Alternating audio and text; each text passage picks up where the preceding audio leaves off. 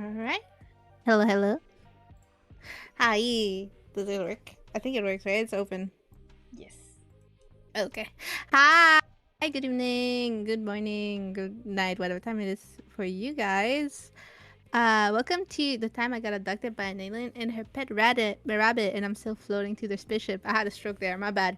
I'm Zioli. I am a different cow. I'm joking. I'm a bunny, but we all call me different cow because of my colors. Here's my co-host Velly, the purple alien. Hello. We're still alive here. I adopted somebody new today. Yeah, somebody Yeah. new Yes. The, here. the name is Liar. Whoa! I'm getting abducted. Help me! I don't know if we're still supposed to be starting soon or not. Yes, we are. Okay, hi. Hi. Hello. Hello. To give an official introduction, hello.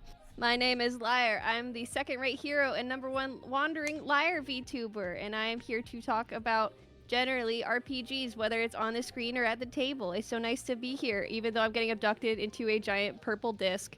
How are you guys? We're doing great. We're doing great. We're doing great. How Mm-hmm. are you doing? I have explained this to you two already, but just for the people at home, whoa. I've been sick for the past over a week. It's actually been going up my body. So it started with Oh a my sore God. throat, and then it made it to my Ooh. nose. And now we're currently in the head and eye stage. So I've got a headache, and my eye always feels like it's on the verge of crying. So Wow. maybe this is just a symptom of abduction. You Maybe. guys may need to check your tractor beam. Yeah. That's There's what it's called, right? A tractor beam? I guess. Mm. Hmm. I mean, that could be symptoms. Oh, great. Thanks. Good to know. Doesn't happen to everybody though, but it happens sometimes.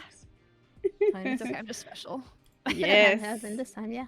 She got a debuff. Oh no. Oh, thank you. Well, I will say, when I did my stat making for myself, because of course I had to make stats for myself, I gave myself F rank luck, so this seems about right. You look so good. No. So it's not your fault. Oh, it happens. But you know, we will survive. You're a hero, so you're gonna power through this sickness. I'm a second-rate hero. I don't want anyone to make a mistake and think I'm first-rate. I don't want anyone to get disappointed.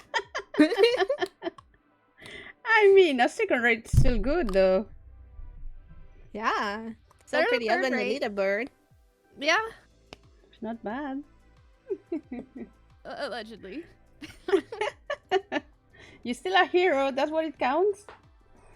Yeah, definitely. I'm definitely a hero. I only do good hero things and help people. Not like And don't sit abducting. at home and cry like a little baby. Oh, emotions. I got too many. Dude, how do the alien emotions work? Do you guys go through a lot while you're abducting people? What's the process usually like? Nah, normally I'm just like, that looks nice. I'm gonna take it. Oh, really? Yeah. You don't have to fill Yeah, out a like form or me. anything? Nah. No.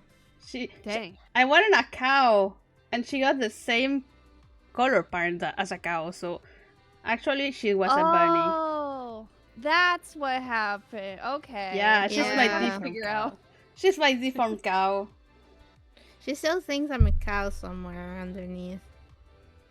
She might I'm Well- a bunny. What defines a cow? the colors. But there are brown cows. Yeah, You but keep- usually we abduct the white and black ones. That's true. That is the stereotypical cow. I feel like when I think of a brown cow, I usually think it's like, I don't know why. I think it's more European to have a brown cow versus a black and white one. That's a good old American product right there. Yeah. Now that I think about it, I only seen black and white cows over here. What the heck? That's true. We only take the good multicolored cows. We don't want no single color. We don't want The no zebra chalky color milk cow. cows. Nah, we want. I guess the cows make white milk and not.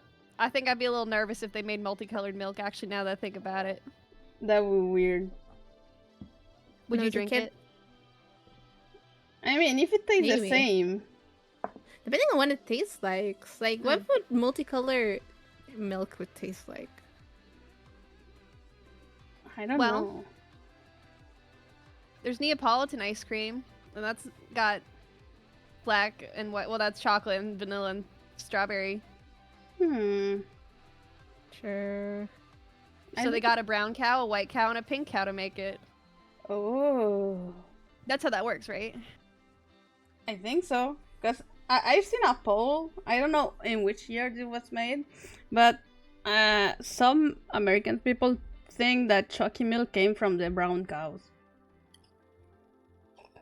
I think that is a fake poll, and they were really lucky, and they just found the dumbest people, or people I who just wanted to think. answer the wrong way on purpose. To be completely honest, if there was a poll for real for that, I would have completely like chose the wrong answer too.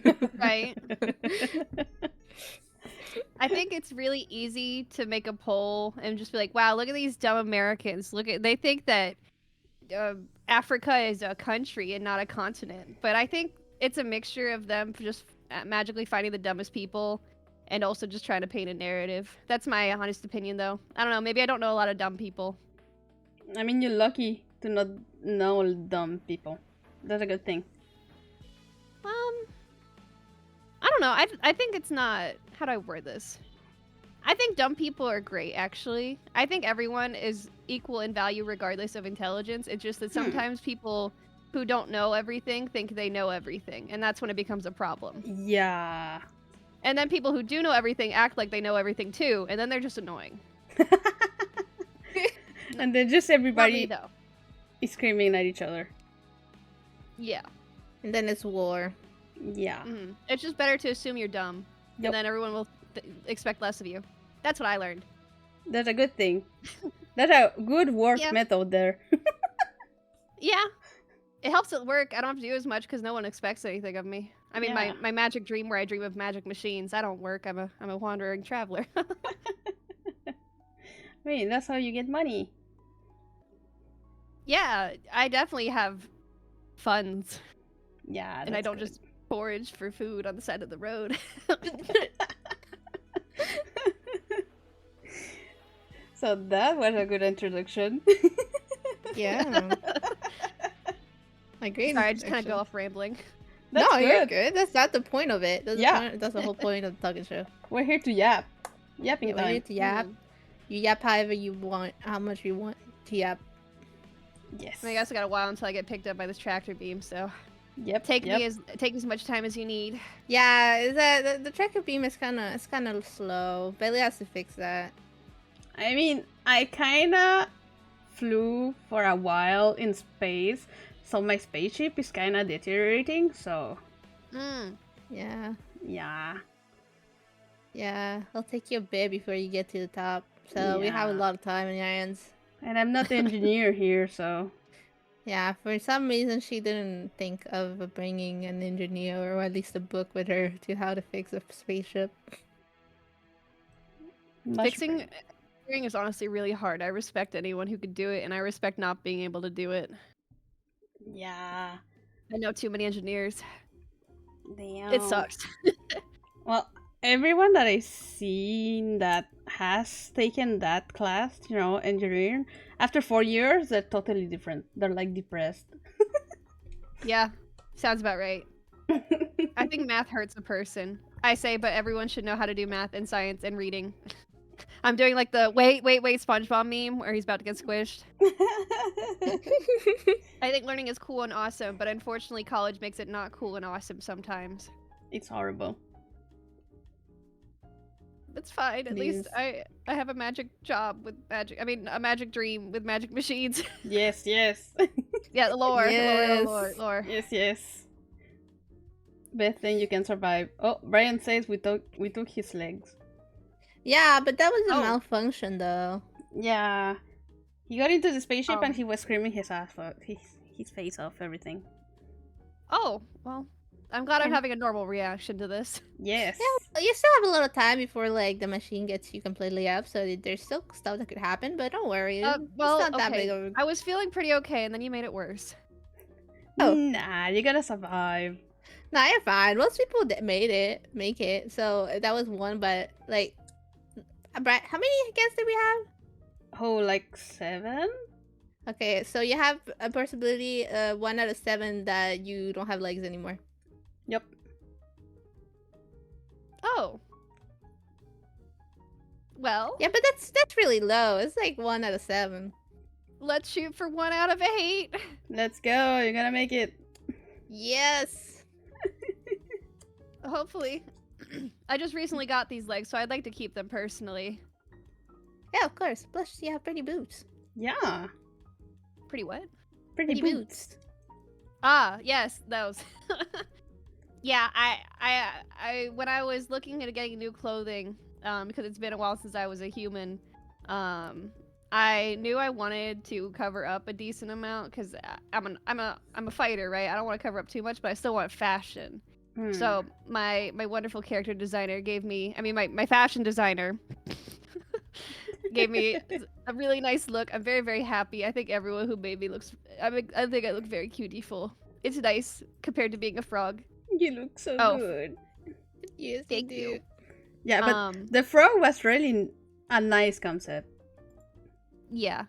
So for people at home who don't know, previously when I met these two, I was a little frog. I used to be completely a frog streamer, and I literally mean like I was a VTuber that looked like a frog. I wore clothes. But originally I was like, I do not think I am a pretty anime girl. I am just a humble little frog. And so I started out streaming as a frog. And then that was for about 2 years. And then I recently debuted this model. Well, I debuted a live 2D model that you can't see right now because the tractor beam. Yes. So I've been human now for about 1 month. I debuted the model around Halloween. Yeah. Like a couple days before. Yeah. I think it was Yeah. the 29 or the 30. Oh my gosh, you remember? Oh, that's so sweet. Yes. I don't manifest myself that much, but I see everything. Yeah, she's a Whoa. lurker. I love She lurkers. lurks around. I am also a lurker. I think lurkers are very, very important. They are. We see everything. Yes. I also like sometimes my dream one day, if I continue to do like the whole streaming thing, I want to be a streamer that works exactly at the same hours that people are at work, so people can have me as their second monitor content while they're working. Oh, that's nice. Oh, that's really Then cool. it would be like everyone has to be a lurker because they're working, but like as someone who did have a second monitor streamer, I want to be the change for them. You know what I mean? Yeah. That's a But good goal right unfortunately, there. Yeah, unfortunately, the job. I mean, the magic machines. They force me to wait until most people are done with their jobs. Yeah. Yeah. I sad. get you. For us, it's the same. Yeah. There's one part of me that's like, what if I just like say heck it for a year and just see what happens? But Bills, the that's bills. a lot of money. Yeah, the bills are a little Bills. too much for me. Yeah. But what are your dreams? Since you know what, we talked a lot about me. What are your dreams? Oh my god, we're the universe Broke again! Why? Why does everybody do this? Why do we're in a reverse? Go ahead, Yoli. Did you say Riz? I'm not rizzing. I'm just asking. No, we got Reverse. Oh, yeah, really, okay, really, I was sorry. like, is asking about your dreams, Riz? She got raised, guys. Riz? No. I think it cut out. That's why. Yeah, she cuts out a lot. Oh. Yeah, my bad. I know what's wrong in the Discord. My dream. What is supposed to be my dream? I don't know. You go, Billy. You have a dream. Do I?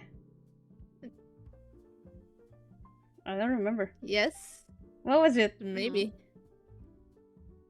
I don't know. I guess live. Yeah, That's a great that's dream. a pretty valid dream. Thank you. Sometimes it's really hard out here. Oh yes, I get it.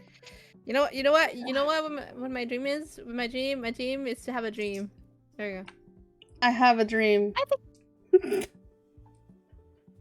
Yeah. Yeah, that's what she's saying. I have a dream. Yeah, I have a dream. I have a dream. I think there's nothing wrong with still trying to find that dream and that purpose. It took me a while to get to this point too. I just kind of existed for a while, and I was like, I want to be a VTuber. That's so real. I think Yeah. we all came to like that dream. Like, I want to be a VTuber. When did you decide you wanted to do this whole shebang, though? She has For me, it's been a long time. Yeah, she has Is that- wanted that for a long time. It's that since I was like a little young little bunny, I always wanted to be something like a content creator in the video. Oh, she did. No! Yari, you did. No! Come back. You could blame it all on me. We lost her. Nah! Oh, she's back. She's I back. There died. you are. Hi. I died. Yeah, you I died. died. Yeah. I died. I died. Go ahead. They didn't want me to talk about my life. You're getting Okay. censored. So, yeah, I'm getting censored. The gods are like, shh, you don't need to talk about it. But no, I wanted to be a content creator. For like pretty much all my life. I just didn't know which type of content creator I wanted to be, and what I was gonna do. And then when I started getting older and VTubing started getting more traction, I was like, oh, this is cool. I don't have to show my face. I can just be a cute little anime character and just be cute. So, like, I'm gonna do this. Yeah. And then I got addicted to commissions, and then now I'm here. She's gambling. Like you buying commissions? Yeah. She has bought Yeah. a lot. Classic. For me, it was like 3 years ago. I started. Mm.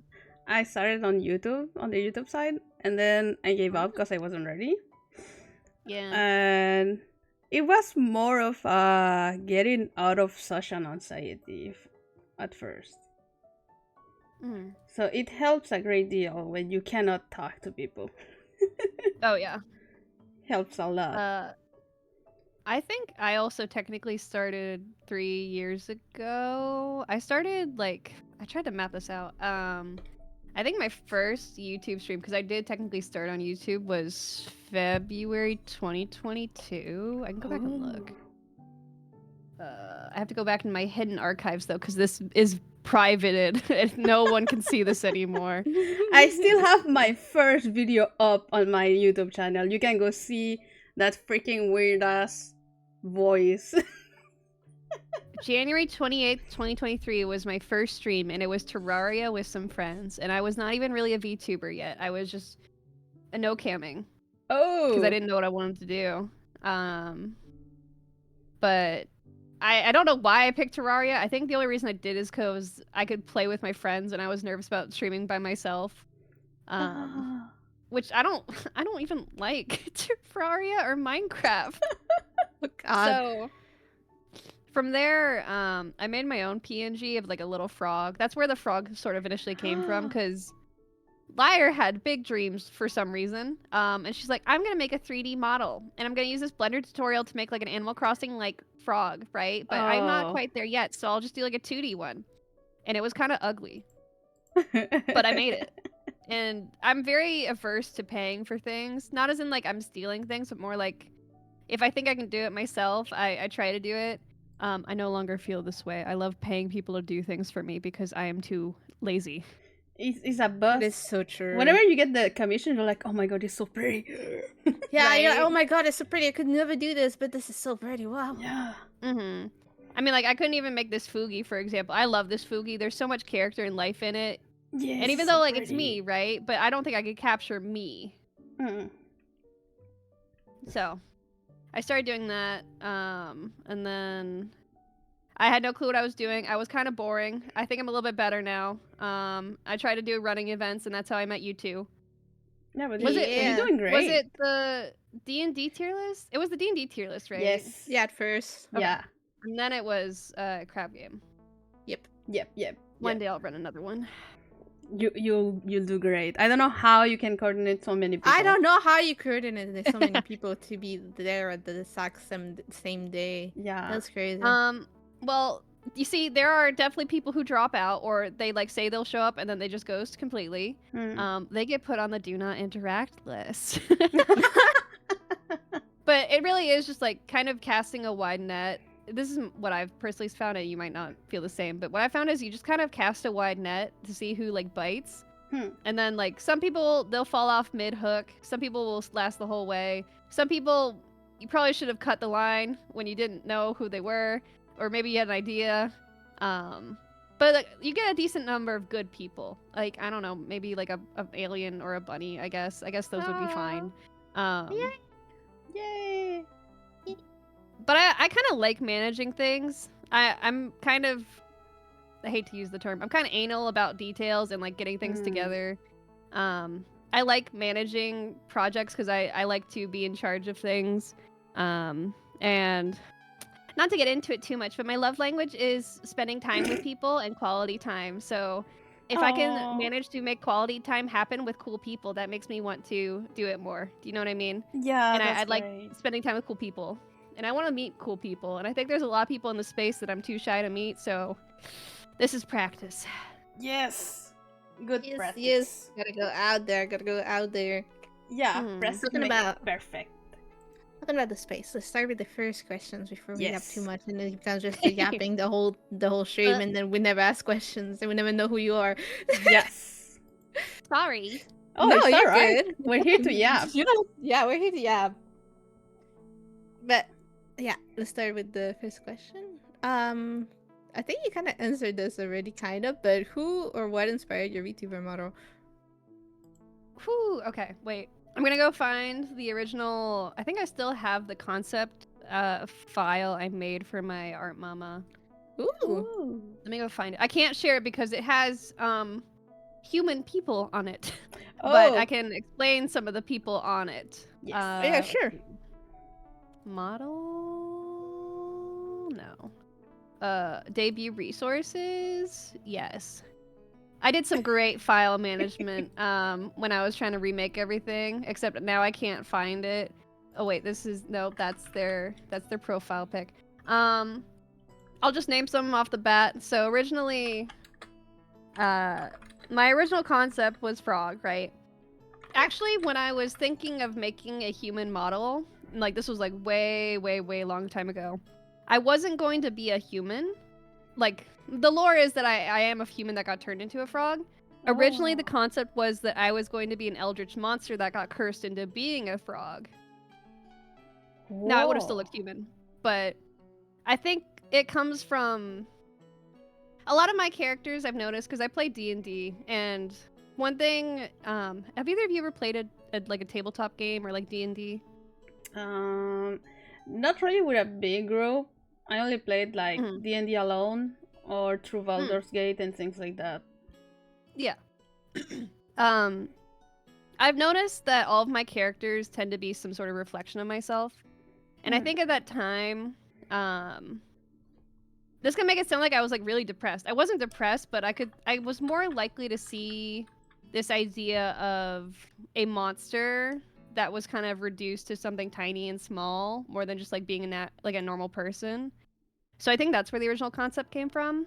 But then over time and like growing up, that makes it sound like I was like a little baby when I started. I was beep years old when I started. You were at that point. I think what actually inspired this concept that you see now, with like the hero, is this actually doesn't really have much to do with my plot now, because I'm still working out like the lore. But there was a Tumblr post I saw where it talked about the concept of having a hero who, despite everything, loses, and rather than the villain gloating in front of them, the villain actually comes to them and like apologizes and says, "You're too young for this. They should not have put you in this situation. Like, you don't deserve to be put through this." That's a good concept. It is. Right. And it kind of has nothing to do with my story now, but it kind of Inspired? flows through in some aspect. Yeah, it inspired a lot of me now. As for the actual character designs, actually, if I remember off the top of my head, it was a lot of. Now this might date me. Do you know what the Kagedo project is? I don't know what it is. Okay, do you know what you know Vocaloid, right? Yes. Yeah. Okay. There is a there was a project in like the 2010s called the Kagedo project. It ended up having an anime. It was really bad. You should watch it.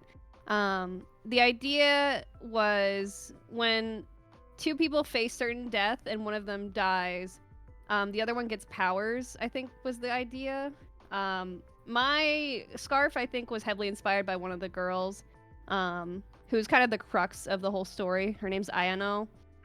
So I'll probably type it out in the chat so people can like look it up. So we have. Well, now that I I think know. about it. Really could look it up and put it on the screen. And Otherwise, then Wait. Dungeon Meshi. Oh, I watched that anime. What is the name of that cat? Dungeon Meshi. Dungeon Cat. Meshi.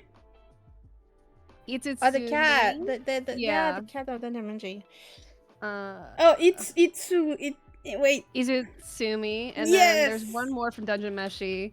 I forget her name, but she actually is like adopted by some gnomes, if I remember correctly, or halflings. Let's see if I can find her. Oh, which one it is? Wait. So I'll also post this in our chat stream so you can have like some reference images. So that one, and Oh, then yeah. I get why you look so how you call it? Not. And then there's Ayano. Oh, yeah. Dungeon Meshi. Cause you look. Whenever I saw your new model, I was like, it looks great, but what That's does it somewhere. remind me of? Yeah. Where's this third one? A lot of when I knew I wanted to be a hero, I wanted to have armor that would make sense, right? I think oftentimes there's nothing wrong with a little fan service, right? I understand we all need a little something. And as long as it's not too much, I don't mind it. But I wanted something realistic and also fun. Because I don't really feel very I'm not really very fan servicey in general. So I wanted realistic depictions of armor, and I thought Dungeon Meshi had really good examples, even though I've never really watched it. It's so good. You have to watch it. It is really good. You really have to watch it. Yeah, I know. You have. It's to. one of those things where like I know I'm gonna like it, so I don't want to. It's also why I can't watch Free Run, which is exactly what I feel like would be my number one. But I don't want to cry, so I don't watch it. Oh, you just cry on the first episode. That's really good. I feel like I'd cry a lot. I also know that. Is this a safe space? Yes. Yeah, it is. I feel like Himmel is exactly my character type, so if I watched, I would just get locked in too much, and I know what happens to him, so I can't watch because I'll just be depressed every time he's mentioned. No. Oh, I get it.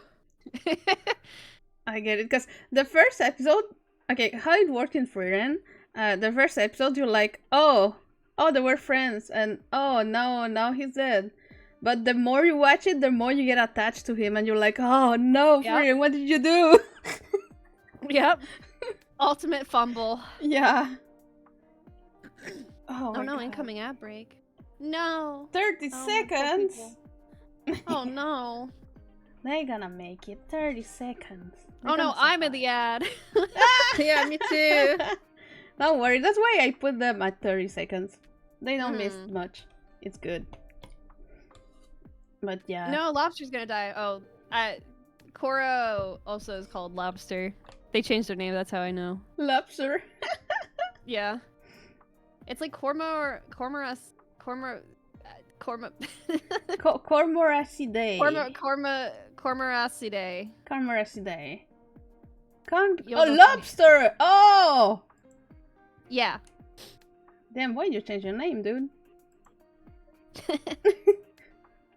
I never asked.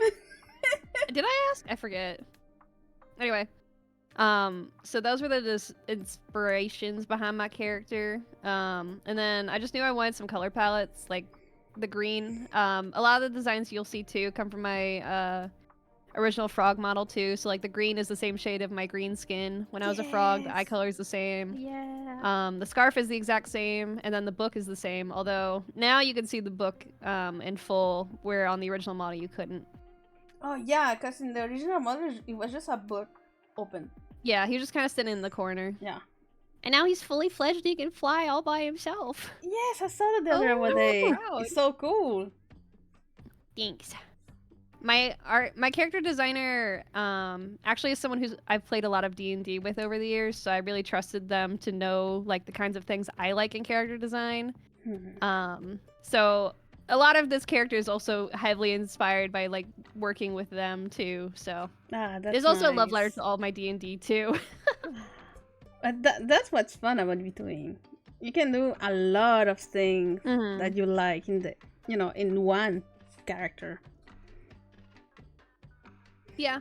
I was worried because a lot of times I'll see advice about making a D&D character, a VTuber, where it's like you have to stick to like 4 colors and you can't do like too many details. You can't have too much like busyness and blah blah blah blah blah. And I was like, I have like 10 colors on this model. Bruh. No, there's no constraint to VTuber model in my opinion. I Yeah. feel like go with what you want to go with. Don't listen to anybody else. Yeah. Because the I ones think the that colors kind of tell their own story too. yeah, the ones that are big sometimes are like a vomit of color. So Yeah. Yeah. That's okay. yeah, It might hurt my eyes sometimes, but that's okay. it's not bad. Maybe my eyes are just old. I have old people eyes. Like bro, I'm just purple at this point. I'm just a big blob of purple. Yeah. Billy is just purple. I mean So that's you your call true that form consistent too. branding. I'm purple, branding purple. No, because I like purple. Mhm. Yeah, That's but your all. true form as an alien is also just purple. Yep. She's just a blob of purple, like an actual like little glob, like a little glob alien. Like a Dito.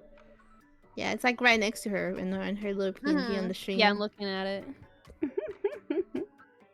You look very squishable. Thank you. I am very squishable. Okay, I'm glad you took that as a compliment. I wanted it to become. I wanted it to show as a compliment.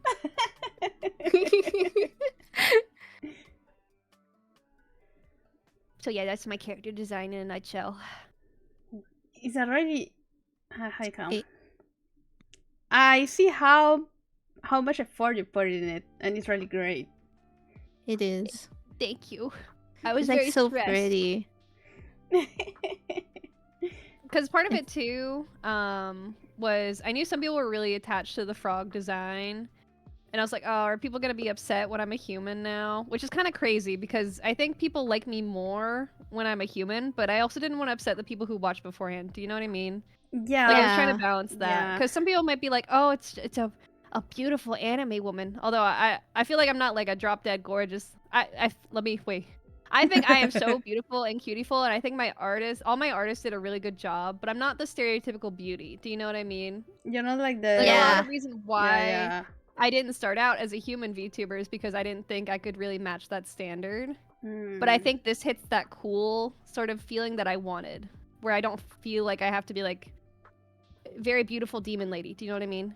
Yes. Yes. Look, There's nothing wrong with being a beautiful demon lady, but Chumbo put it in the good thing. He missed the frog, but he's here for you. yeah. So you hate my human form. I see how it is. You're just here for the voice and the character, not the design. I see. It's you, the whole. It's you. It's still you. Yes. You may have changed in appearance, but it's still you. It's like Despite everything. Oh my gosh, Undertale Yes. reference. Oh yes. Yes. You hate humans? Real. You should join the aliens. high five.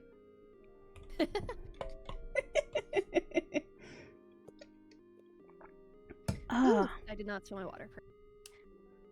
So the other question now, because I feel who or what inspired you to become a VTuber?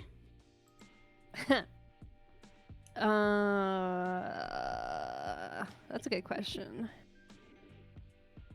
So, I actually started streaming post-COVID, but I actually did want to try it pre.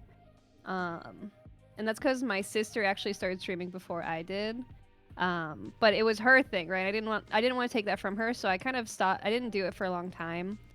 But the lore behind me starting streaming was, post COVID and during COVID, kind of hard to talk to people, right? I think that's why a lot of people became VTubers and became streamers. So there was a big bubble. But for me, in addition, when I left the academy, as it were, I had to go very, very far away from everyone that I knew, and I didn't have any social connections.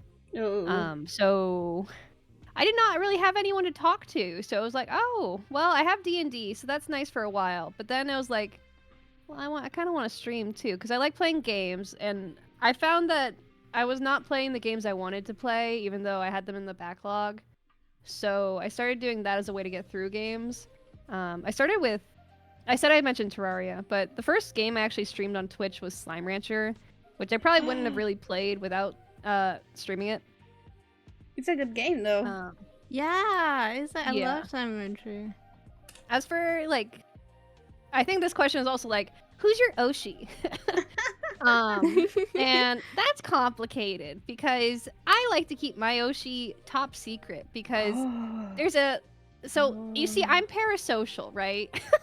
Oh. But like in a way, not as in like I want to make out with my Oshi way, but like I want to like be able to play video games and talk to them and be their friend. And I think if you are really open about the fact that someone is your Oshi, it's like saying like, I have a big fat crush on this person and I want to go and ruin their life and stalk them and do all this terrible stuff, which is not true. And most people are very normal about their Oshis. Yeah. But Those are just the creepy ones. Yeah, those are the creepy ones. There is a part of me that feels like as a VTuber, I'm not really allowed to have an Oshi or to be open about my Oshi because it's kind of like being like, I really like the CEO of this company. It's like, well, you're never going to meet the CEO of this company. It's kind of weird that you really like the CEO of that company. I don't know why. It's something that I think is very specific to me. I think other people are very normal about this, but I just have my weird hangups. And I want to be very professional, and I think it's not professional of me to be like, VTuber from company, I really like you, and I would like to play video game with you. You don't want to sound creepy, that's all. Yeah, right. That's all. So I feel like in a way I have to earn my way into being their friend, so that I can be like, actually, this whole time you've been my Oshi, and then like when they're graduating or when I'm graduating, it'll be this really emotional moment. Where it's like, you've been my Oshi the whole time, and I've been so honored to know you and to be your friend. I planned this out in my head. I'm getting the speech ready and everything. It's never gonna happen, but it's really dramatic. You never know. Yeah, but you don't know. Yeah, you never know. For me, I don't mind saying my Oshi. I will never meet them though. I don't know if I want to be honest. I would be too scared. Who's your Oshi? Kenji. Oh, that's cute. The monkey boy. Yeah. Oh, bro, I've been watching him for so long. He's so great. He inspired me so much. Bro. But I don't know if I would want to meet them. I would be too scared. There is a certain energy Kenji has, huh? Yeah. Yeah. But that's why I love him. He's so funny. Mine is, of course, I will never meet her. Iron Mouse. She doesn't leave her house. Well, you can meet her online. Yeah. But yeah, she's so great. I will say that mentioning like on the Kenji note, I think most people would not suspect who my first Oshi is, because I have two technically. I have like my Oshi, who's like my first Oshi, and then there's the Kami Oshi, right? And that's like, if I met this person, I would just die, right? Emotions. But I think particularly for my first Oshi, it's the kind of person where I think if you put me and my Oshi in a room together, we would not like each other, and that's okay. But I also think because of that, no one would suspect that they are my Oshi because they are just so different from me. I get But it. I think I really like people who are opposite from me in some ways, because I think oftentimes I see them as very like, this isn't like to out them too much. I like people who are very confident and they can like portray that confidence even if they are actually like really shy or scared. So seeing people who like work really hard and do all these like really big projects and have the ability and openness to go out and do that are what like inspire me mainly. I don't know if I would say that they inspire me to be a VTuber, but they inspire me to work better at the content that I make. That's a great thing. Yeah. I think some people are a lot more simple with their reasons for liking their Oshi. I wish mine was a little bit more simple because it would make everything more easy, right? Oh, it's time to drink. But I have to like super overthink everything about why I like people, and I am drinking right now. Thank you. But for me, it's kind of the same because you know Iron Mouse had a really bad. She has a really bad disease, and she does her best to do everything a normal person can do. And I'm like, why I cannot do stuff? Yeah. So I get it. You know, the confidence and the way they do things inspires everybody else. I think the reason why I am very hesitant to call people Oshis too, because when I say that someone is my Oshi, that is like a very, very, very big deal. For a long time, I didn't even consider my Oshi, my first Oshi, my Oshi, because Oshi is literally to push forward in Japanese, right? Like, it's someone that you want to support. And for me, I really don't like using the term because I like to keep my preferences very private. I'm very private, actually, in real life. I think this comes from, you know, when I was a wee child, anime was not cool, and the things I liked were not cool. Yes. So I remember. It's hard now to be more open about it. And like everyone is so happy and open and they're giant weeaboos, and I'm so happy for them, right? But I've always kind of been very reserved about sharing that stuff. So for me it's like I can't call them my Oshi when I can't even say that I like them, right? Yeah. So I think because they push me forward, then I want to push them forward the same way, right? Because I think that's why the term Oshi is so important to me, because it's you want to push them in a way that like more people can find out about them, and that's why I've kind of gotten more open about it. There's like exactly 4 people in the world who know who my Kami Oshi is. Maybe 3 who know about my first one, but that's just because I don't really talk about them that much. That's a good start. Yeah. Maybe one day I'll be more open and be like, I really like this person. But hopefully I don't say it in a weirdo way like that, and it's very normal and no one thinks I'm weird. Especially my Oshi. I think if my Oshi was like, I think that's kind of uncomfortable, I think I would just die. Oh my god. I think I'd just be happier dying at that point. That would be the worst. Of course, I don't think I Oshi people like that. I think my Oshis are very, very nice people. I mean, if you do VTubing and stuff like that, you have to see interaction in another way. So you don't take everything as a bad thing. Well, you see, I like to doom spiral, so the slightest little mishap means that everything is awful. And it's all my fault. No! No! Don't do that! It's just how my brain is wired, unfortunately. I think people who don't doom spiral are really awesome in base, and I really admire and respect them for it. Congratulations. GG. You're mentally well. Yes. Oh my god. Now we're talking about motivation a little bit. We're talking about that. What gives you the motivation to be a VTuber? My adoring fans. Sorry,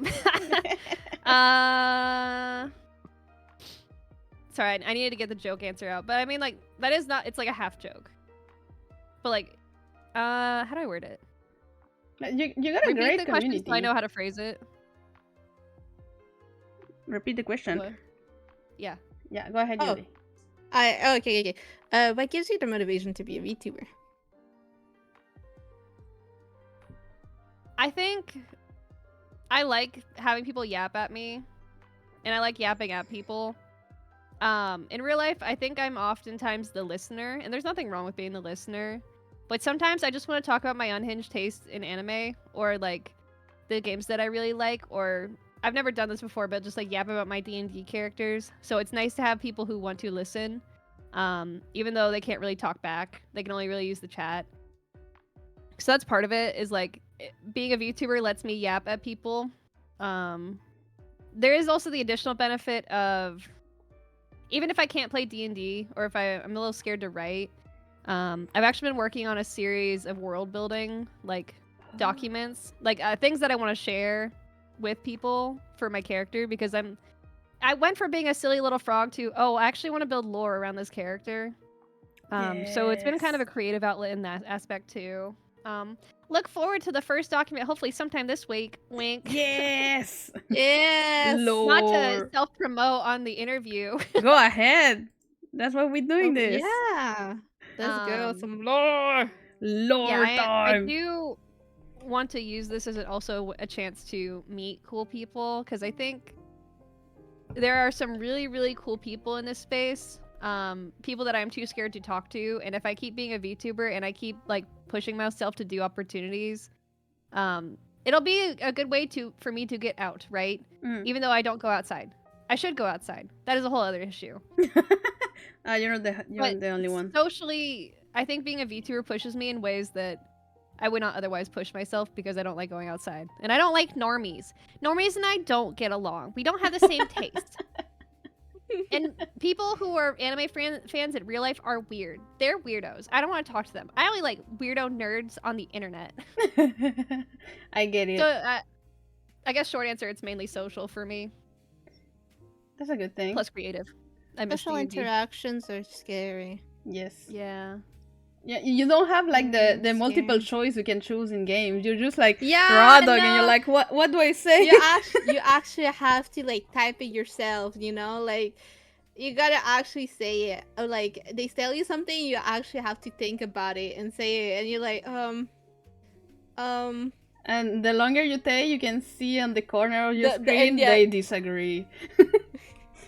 Well, I see in the chat someone has said people suck, and I do want to like comment on that a little bit because I really, really, really love people. I love humanity conceptually, and I think like being able to watch people do their thing is something really cool. That's why I really love travel a lot too. We haven't really talked about this before, but like I'm a wandering VTuber, right? So I really like traveling. I have a couple trips already planned this year.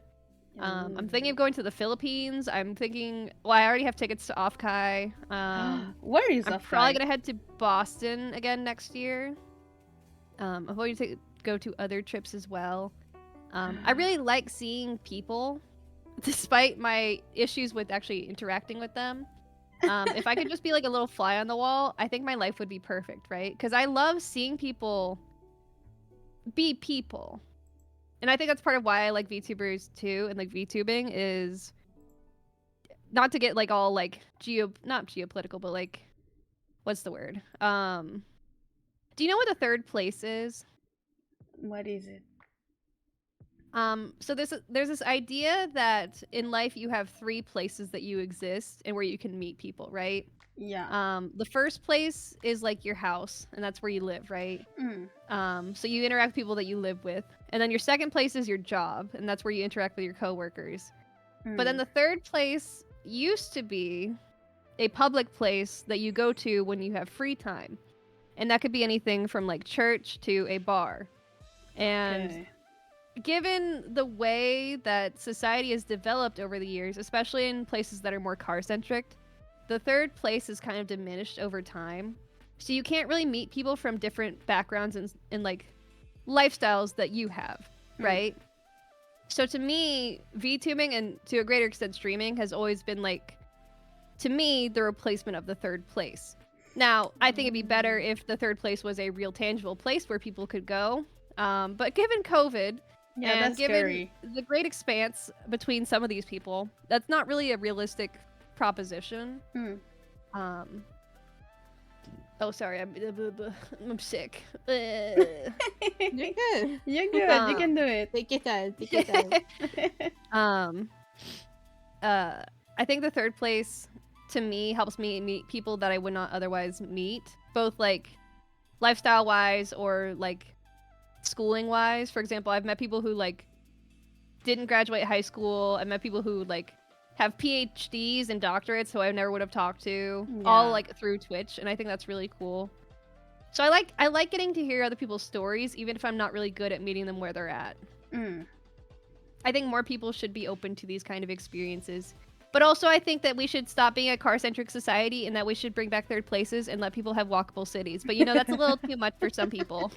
That's capitalism. It's not even just that. It's just the car... I don't want to get into it too much, but car capitalism, car companies are the devil. I want to ride a train. I want to ride a bike. That would be nice. Have a great, how you call it, public transport system. Yes, that would be so nice. Yes. I also think people would be less weird if more public transit was available. That's my hot take. I think because we don't see people as often, people get more weird on public transit. And that's why you see so many bad instances of people on like the train. But if it was more common, people would act correctly. I guess it depends on the place. I can see that.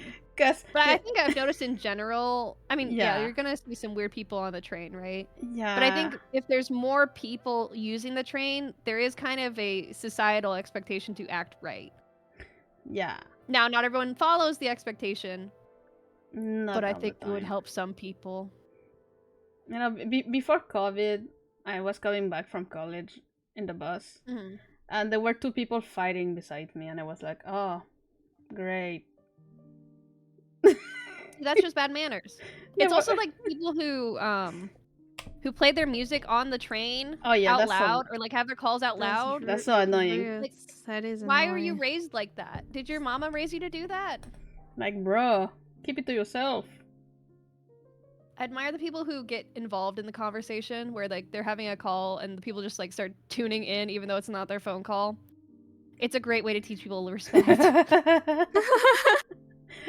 You start screaming in their phone. Yeah. I mean honestly, how are they going to learn otherwise? Yeah. That is so true. So Jay says, not in the main city where I'm from, the transit system is awful and the cars are detailed disgusting. I think if there was better budgeting for public transport and less of it was in cars though, I think that would be an improvement. Yeah. Because I don't know, I can't speak to where you live, but I know where other people in certain American cities live, because so much money is placed into car infrastructure, that means there's less budget for like bus. Oh, I see the stream is. Oh. What happened? Give it a minute. Give it a It's the minute. Fuji's. We're dying, guys. It's because No. of the spaceship. Nice It's knowing you all. malfunctioning. Thank Oh you for the my stream, God. for being here. Oh my god. Is the audio still okay? Wait, let me double here. I think that is alright. Yeah, that is alright. It's just the Fuji's. Yeah, it Okay, might we're going a be... little Oh my abstract god, with this one. no! It destroyed. We're abstracting. Give me a minute. I'm gonna work on that. What the fuck is the word? Not illusion, but Oh my god, this is the first time it happened. Don't mind the man behind the curtain. Okay, we're back. Maybe Fugi went down? Oh, never mind. You're good. No, my CPU is at 100%. Oh! That's a lot. yeah, Billy needs a new. I have a new potato CPU. PC. Make sure to like and subscribe and hit that bell notification to get Bailey a new computer. Yes, Please. please, guys. We need to. She crashes at every single game. It's really bad. Please help her. That's a running gag right now. Yeah, it's so funny because when we were with the other, I don't remember who said it. You were like, you do a subaton, do a subaton. It was Jay's. Oh yeah, it was Jay's. I should. The word is So- immersion. Yeah, immersion. Thank you, Jace. Thank you. Oh, yeah. It broke the immersion. No. We're back. It's okay. It was just an issue with the tractor beam. Yep. It was electrical interference. Yeah. You see this? I told you it's in the guys. list of second. What is it called? What? I told you at the beginning, my spaceship is kinda deteriorating. Yeah. Blame faulty manufacturing. Yep. Mm-hmm. Yeah. There you Not go. this human internet. Those are the oh side my effects of, god! Oh damn! Oh, holy moly! Oh my god! Oh, Thank you so much! thank you so much for the subs. That is crazy. Holy that is moly. over 10 subs. Oh my Yeah, god! crazy. She's gonna be able to afford a new CPU soon. Oh my Let's go. god! Thank you so much. I finally have a... Oh my god, guys! Holy! It's that easy. Uh, Cracked my fingers. My work here is done. Thanks for the stream, guys. no! Thank you so much. I will finally have Anyway. a PC. There you go. You go crazy. See, it's funny. It's still Yes, like let's processing the go. payment, even though it shows that I've like. Oh no, not again! Oh my god, Let's go. guys! Oh Oh! Yes, give me a good hype train emote. More. That's what I need. More. Damn! The hands, they're like, yay! Oh my god! I'm rubbing my grubby little hands together. This is all according to plan. Thank you so much. All according to Keikaku. I got a sub for free just because of that. What the God damn, guys, the chat is crazy. This is crazy. Nobody will have to watch ads anymore. Yeah. That's the real benefit. Yes. Thank you, everyone, so much. Oh my god, thank you so much. Thank Thank you you so so much. much. What was Billy's that? finally gonna be Really? Billy's gonna have a new CPU just because of that. Oh my god. There I you need go. a new PC too. I give you dancing. Wait, Chomp didn't get one? Bruh. Bruh. What is happened? this?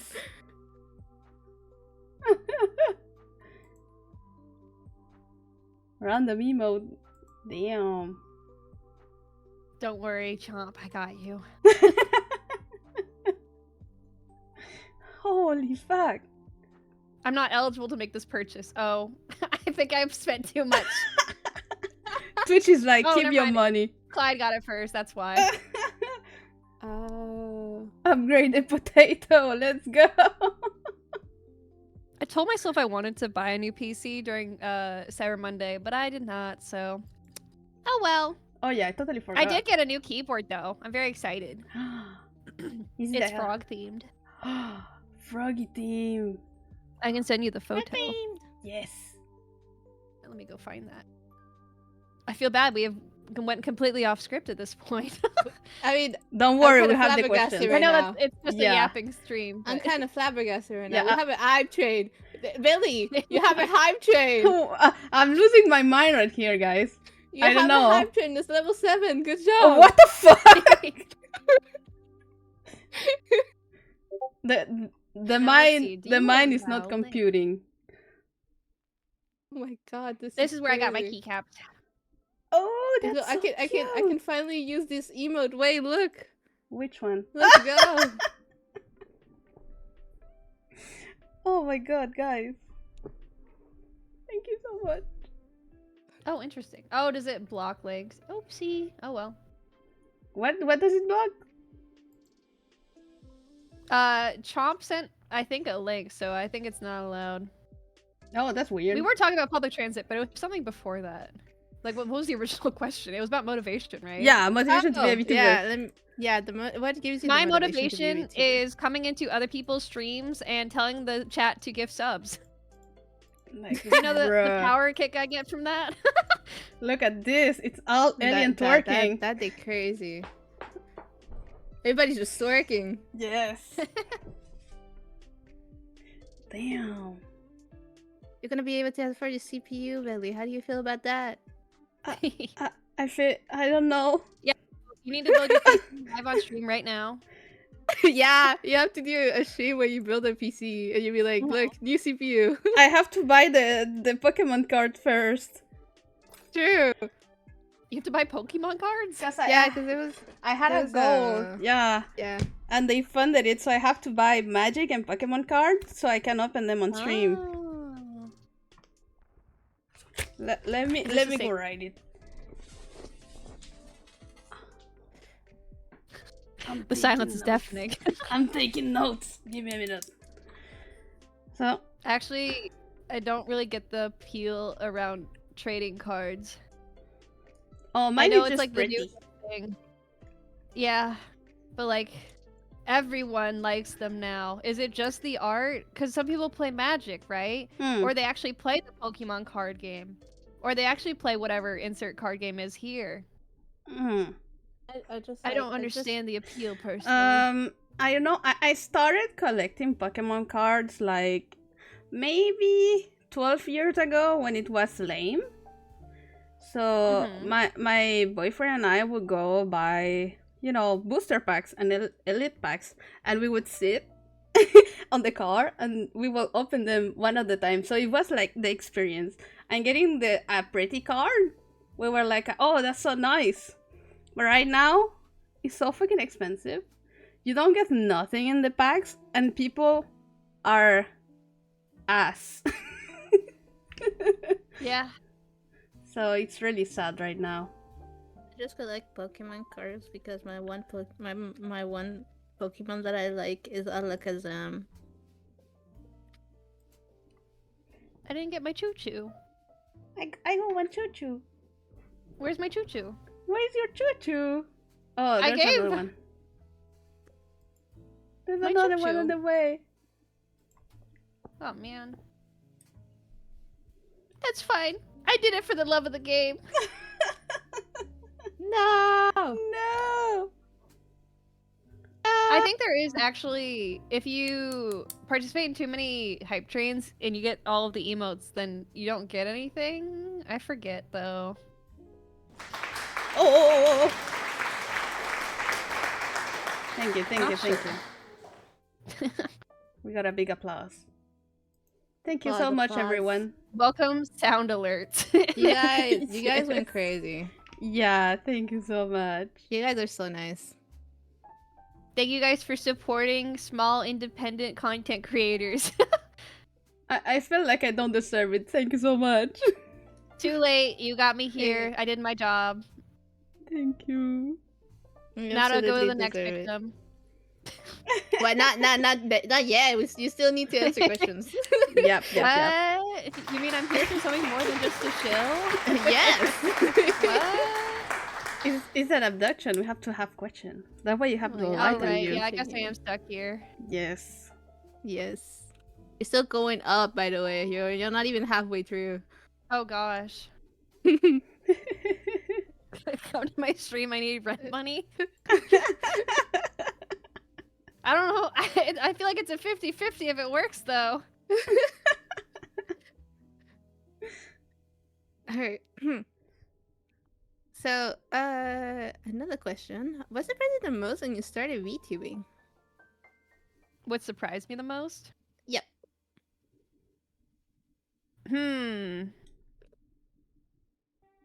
I think that people showed up at all. Because I started on Twitch. Well, okay. I talked about I started on YouTube, but really I committed to Twitch at first. Because YouTube was scary, and honestly, the YouTube format is kind of yucky for streaming. I did not expect people to show up that I did not know. Because at first, people who like knew me through D&D showed up. Or sometimes like friends would show up. Although I think I kind of scared my friends away from actually showing up because I was like, I don't want you guys to just pity support me. And then they never showed up. And I was like, oh, maybe I should have asked them to pity support me after all. Oh no. No.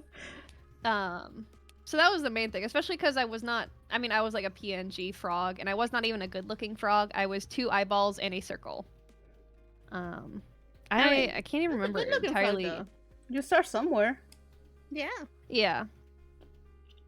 They cannot be So- not good looking frogs. I found like all the good looking frogs. Well, Yes. it's funny you said that. I once did a tier list of frogs, and there were a couple in F tier. Oh. Have you ever heard of the purple frog? Was it the purple No. frog? I The think. purple Let me go frog. show you a picture of the purple frog. It is an Indian South Asian frog. I don't like it. I don't like the way it looks at me. Show me. Show me. I have beef with this frog. That was I a never specific opinion this year. I never thought they could be ugly frogs. Oh my god! Wait, let What me is see. that? Let me see. I will judge it. I will judge. Oh, never mind. Never mind. I take Okay, it back. okay, I wait. take it back. Wait, guys. what You the gotta fuck see is it, that? guys. Give me a minute. That doesn't even look like This a is a frog. real What? frog. What is Head. that? What Where is his that? head? It looks like Wait. a mole more than anything. Whoa. Where did the head go? Yeah, it looks like. The other one was mountain Yeah, it looks like a chicken. slimy mole. Yeah. Yeah. It's Let a me go find slimy what the mole. third one was. There were 3 in the ones that I had beef with category. Frog tier list. Oh It was my god. purple frog, it was mountain chicken, and then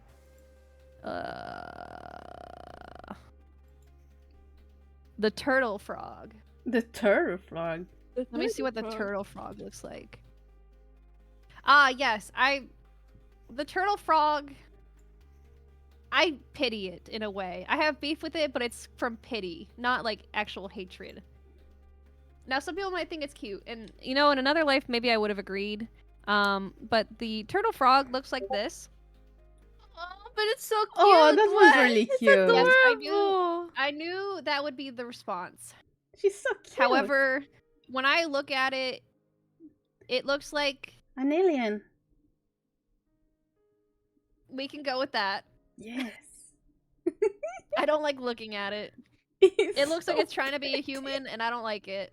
Look, it looks like I don't know. It gives me Bailey vibes. Yeah, as an alien, you just Yeah. put purple hair, a purple wig on it. It's Billy. That's me! Oh, You know what? I'm gonna do a new Fuji with that. Oh my I'm glad I god. could inspire you. Yes! Oh my god. Okay, let me get my tablet. I just want to drop a purple wig on it. It's so pretty. And then What's the the other final one? one is mountain chicken. And mountain chicken, it honestly, it's fine. I Mount don't like the name. Yeah, it's an Appalachian frog, I believe. Looks like this. It's just a normal looking frog, but the issue is it's called mountain chicken. I don't like that it's called mountain chicken. It's a frog. It's not a chicken. Yeah, it doesn't have any mountain or chicken on it. What the fuck? Yeah, They were I just don't know trying to why. be- I think they were- maybe they called it chicken because it sounds like a chicken. That's my They're only just trying to- guess. Let me guess, or let me go look. Why is it called the mountain chicken? It's also called the giant ditch frog, and it's critically endangered. Oh, The giant dish frog. What is it The does? population declined by at least 80% from 1995 to 2004. Oh my gosh. The heck are people eating it? What the fuck? Oh, it supposedly tastes like chicken. Oh, That's is it? Considered a local why- delicacy. Is that the That's why. one you find in Asian buffets?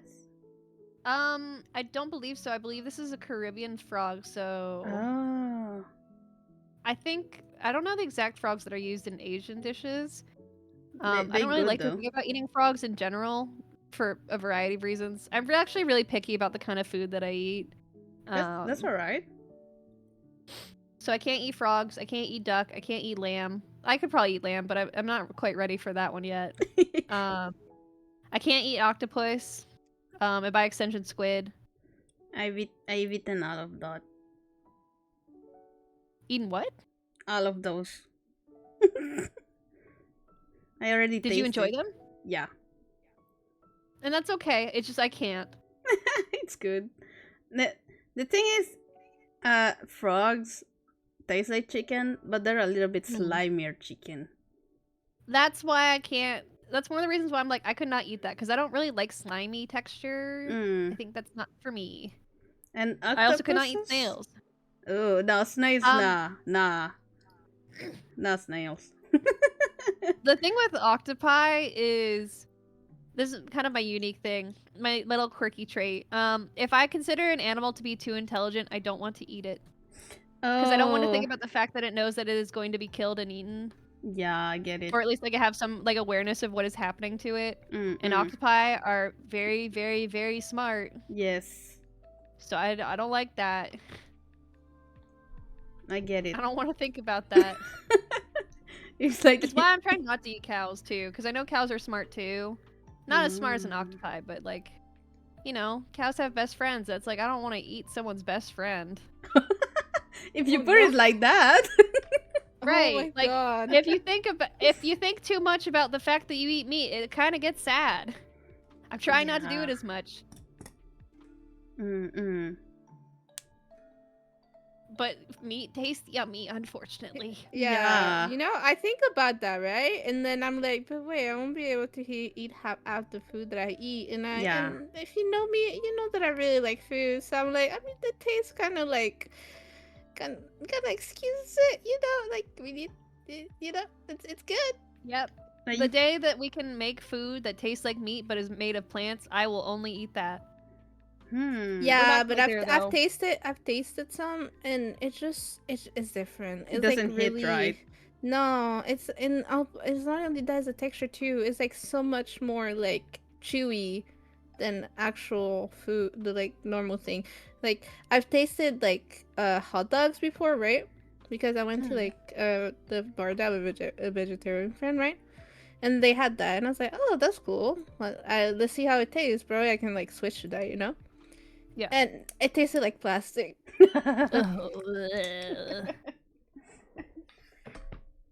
No, thank you. No Yeah. plastic for me.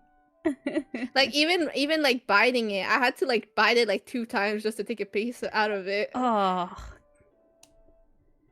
Weird. Mm-mm. Yeah. No. It's not my No, thing. The more plants we eat, the less food for animals. I mean, you can make I farms. don't think that's how that works, but...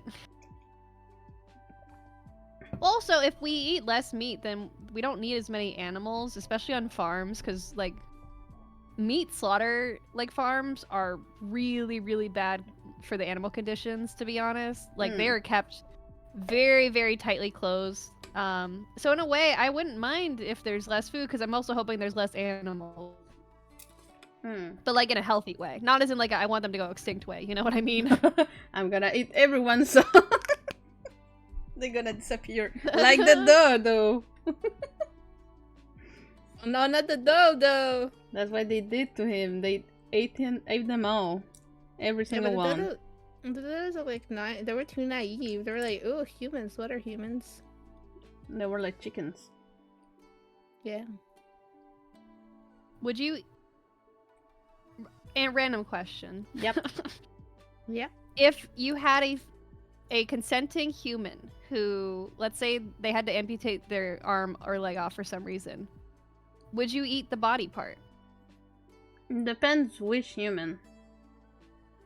Oh, so like if it's like a friend or something? I mean, if I know they're clean and all, yeah. If I Yeah, don't like know you know them, it's clean, it's prepared correctly, so there's no like diseases or anything. I would. Are we allowed to talk about this on stream? I mean, I'm not describing a step-by-step guide on how to eat a person. Sure. Yeah. It's not bad. I mean, there's worse topics we could talk about. I mean, Yeah. the other time I was drunk and I ate freaking brains, so. Well, that's kind of common for some like cultures, though. Yeah, it wasn't that bad. I could not do it. It was mushy. It's once again the intellect thing. Yeah, it was mushy. Oh no, thank you. But it tastes like fish and chips. I hate that. Thank you for That's a good sharing. comparison. How I many people really eat don't brain know. here? What? To answer that question, I don't know. Like, Eat what? no, it would be weird. Eating somebody else? Yeah. Yeah, it would be weird.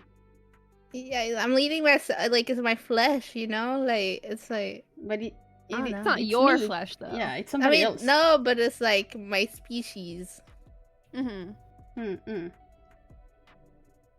I think there's some like cultural, like regardless of culture, like depending on like no matter what continent you're from, there's always like a couple of things that are always considered taboo, regardless of like where you're from. And one of it's always like you cannot eat other people, Yeah. which is kind of neat to know that all humans like regardless of knowledge, we're like, yeah, that's kind of messed up to eat like your own people. Mm-mm. But the thing is, if like what happened with cows, they were given cows to eat, so they develop a big disease. So that's what will happen if you eat humans. Mm-hmm. Yeah, because you're not supposed to eat your own Your species, flesh. yeah. Your species, yeah. Because your body ain't made for that. Like, it ain't made to digest it. And yes, there are cultures that do that, but I don't think they eat each other. It's much like they eat outsiders. Yeah. But it 99% of cultures, though, they don't like, even like more remote cultures that don't really have a lot of contact with like other groups, they don't do it. Yeah. Anyone who Mhm. does is an outlier, like extremely. Mm-mm. We got really What a deep there. turnaround from the original question. What were you talking about? What question were we at? Fun fact, the last time I was on a podcast, I kind of talked about this too. I promise I'm not, this isn't like a special like focus of mine or anything. It just happens to come up naturally for some reason. That's good. Oops. It's alright, we're here for that. PSA, don't eat people. Please don't. Yeah, that's bad. Right, really bad. So Do not eat the person. It's like bad for you and bad for them. So, don't do it. Mhm. yeah. If I ask you questions about your everyday life, what is your morning routine? Well, it's so funny you asked that. I had a whole TikTok about this. How do I explain this? Let me go watch my TikTok. My TikTok, it's from pre-debut, so things have changed a little bit since then, but basically now I wake up about 8 a.m. every day. Well, today I woke up at 9 because I'm sick. Oh, that's good. And I did not want to go in the office. I mean, my magic dreams. And I kind of just sit and wallow in misery for a couple minutes, and then I go stare at my friend PP, my lovely tiny little PPP. I will show you a photo of PP. I'm gonna show you my PP if that's okay. PP. Yeah, my PP. Oh yeah, is it the plush? Yes. Yes. This is not my PP, but he looks very similar to my PP. So here's my PP. You can show my PP on stream if you want, to He's be so honest. cute. I don't mind.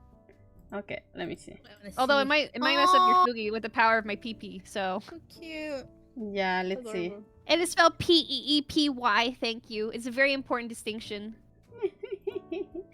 Let me put it on the good screen. Mm-hmm. Give me a minute. PP is a reformed criminal. We're working on getting him out of parole. He's at my place while he's doing his reformation. He really likes There you go. sitting in my bed because he's not allowed to leave, and he likes white collar crime, but we're trying to fix that. And you're not allowed to let him roam free when you're gone. So for now, I put him in the Tupperware when I'm not around. So he's very, not very free. sweet though. He's really cute. He But is. I don't love all of Item Label. Don't stare too long into his eyes. Oh yeah, his eyes in particular, they do the cool effect where they have the black sunken in on the eyes, so no matter where you're like looking at him, it always looks like he's looking back at you. Oh my god. I love him. He's really cute. He's really cute. My friend got him for me for my birthday, and I've never been happier. I also done the hydrate, thank you. Thank you. So I stare at my pee-pee for a while. Okay. And do my brush teeth and all that stuff. And then I dream of magic dreams from 9 to 5. Damn, that's a long ass time. Yeah, it's 8 hours is 8 hours. Yep. Good thing. And then from there, I I kind of exist in the void for a little bit when I try and figure out what to do. I stream. Oh my gosh, chill moment. I stream Monday, Wednesday, and Friday at 8 p.m. EST and 5 p.m. PST on twitch.tv and youtube.com/LYR3_VTE. Good plug. And I usually try to do like RPG. Yeah, thank you. I try to make it really smooth. Not at all an ad. You still get Um, ad even though you subscribe. Yeah. Tuesdays and Thursdays. Well, my Thursdays are supposed to be co-working days. I have a set group of people that I do co-working with for off-stream stuff that I want to do. However, I've been sick, so I have not really been able to do that. And then my weekends, I kind of exist in the void, and nothing good happens, and I feel bad about my lack of productivity. That's what Smiles. the weekends are for. Yeah, but I'm kind of the... This is my problem. And I think it's not necessarily a bad problem, but it is kind of like a bad mentality sometimes where it's like, every day I get closer to death, right? So I should be productive with the time I am given so that I can make my mark upon the world and think that I have done something worthwhile with my life. Now, this is not necessarily a healthy mentality to have because you need to rest. And to live is to Yes. also rest. Yes. However, I want to do something cool with my life, so that's also part of VTubing because I want to blow up. That's what we And all you're, hope. like, yeah. Yes. Well, I think there's some people who just see it as a hobby and just want to hang out with a couple people, and I think that's really valid, but I want to blow up. I want to have a lot of cool people come and find me, and then I want those cool people to meet other cool people in my community, and even if they leave my community, I hope that they hang out with other cool people in my community. Yes. And you have a You know what? pretty solid community. I like it. So nice. This is actually, I think this might have fit in with one of the other questions earlier, but I think it kind of fits in. One of the actually like big things I want to have like overall more than anything is I have never been able to get into fandom or into like a community online.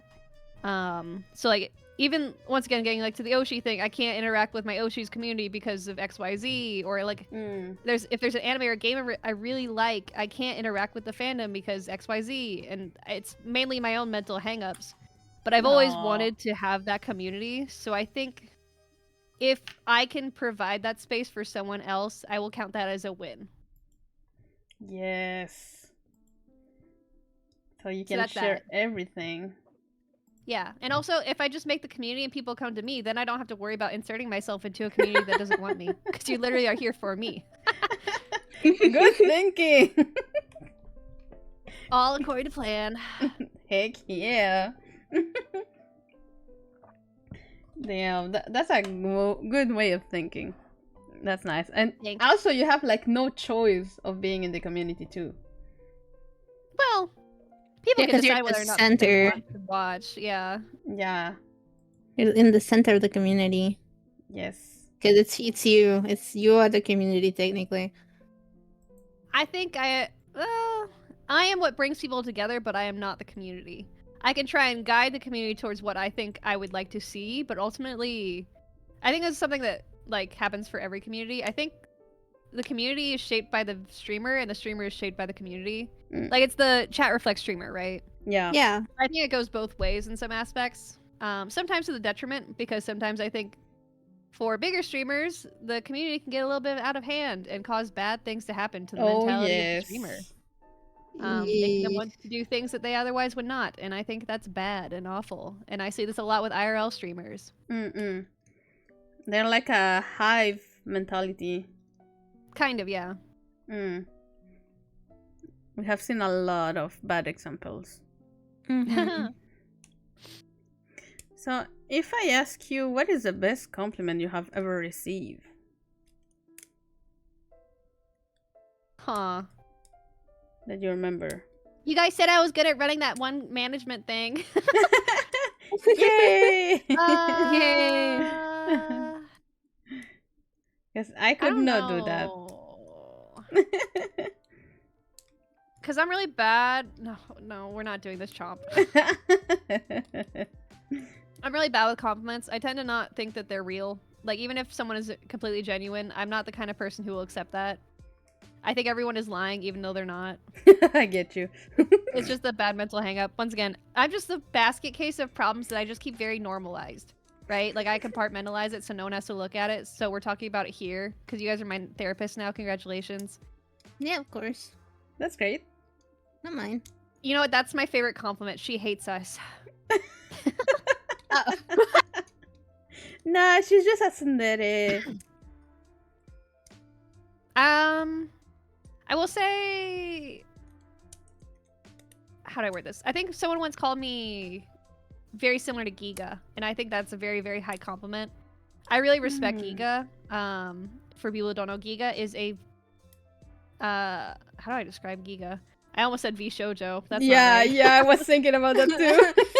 Giga is a very chill woman streamer who I think is got a really good community of people who like to think and are smart and intelligent and have critical thinking skills, and is the kind of community I aspire to have, and also is very mature and even-handed with her thoughts, and I think that's really cool. She's really based too. Yeah, she also gets to do a lot of cool opportunities like GTA RP, which I would really love to do someday. Oh, that's good. I just think that she is able to create a community that's really, really cool, like chill, but also is able to have a lot of really cool opportunities despite not being like a very reactionary streamer. And when I say reactionary, I mean like she doesn't have like big like reactions to moments. She just kind of like is a chill guy, right? And I'm kind of just a chill guy, and I don't think I could ever be like super Hyped. out there with my responses to things.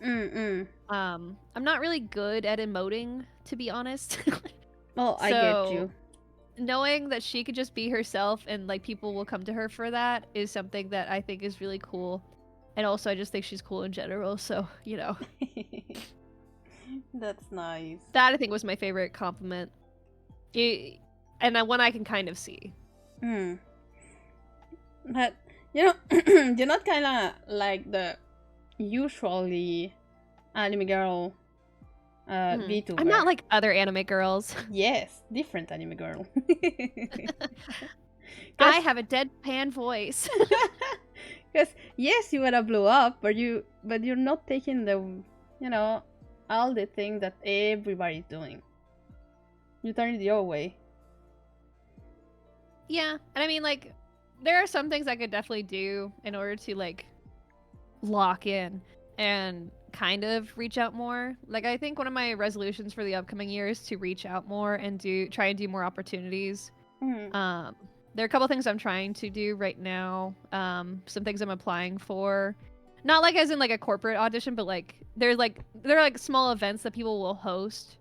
For example, like not a concert, but just as an example, like there are people who are like, do you want to do my concert? Do you want to be a V singer? Sign up for my concert? Because I'm not a V singer, but like opportunities like that. Do you know what I mean? Yeah. Or like like the crab game, for example, that was me reaching out to people. So like things like that. Or like RP stuff. That's great. I want to do more RP stuff. Please I really do. want to do more RP stuff. If you do something with D&D, I'm in. I'm hoping. I keep telling myself I'm gonna run a D&D game. Part of me's like, I'm gonna try and commit to doing one D&D game a month on stream. I don't think that's very realistic though. Yeah. Because I can't even DM, but we'll see. I don't know. You could learn doing it. I mean, I've DM'd before. The issue is, I actually think, how do I word this? Not to humble brag. I have several friends who have told me time and again that they think I'm really good at roleplay and playing a character in D&D, and that's not really a skill most people have seen from me, because when I stream, I'm not doing roleplay, I'm just kind of talking about the game, and I'm like reacting to the game, right?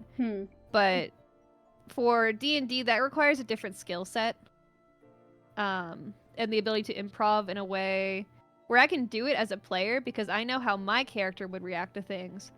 But when you are playing the game master or the dungeon master in D&D, you have to think about how all of your characters will respond, all your NPCs. Oh my god. You have to know the general plot for what you want to happen, but then you also have to prepare in case your players go a completely different route, and you have to be prepared to deal with whatever silly consequences that does.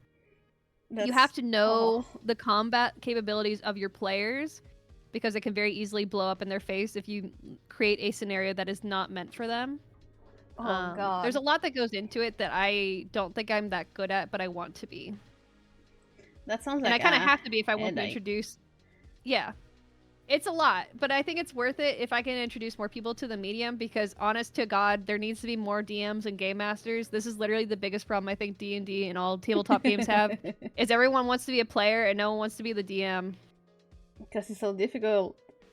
Yeah. So difficult. You have to think of everything. You have to think of every stat. You have to think of everything. Yep. You have to think of the whole world around just the game. Because if your team goes a different route that you anticipated, well, you're kind of fucked if you didn't think about like what would that do.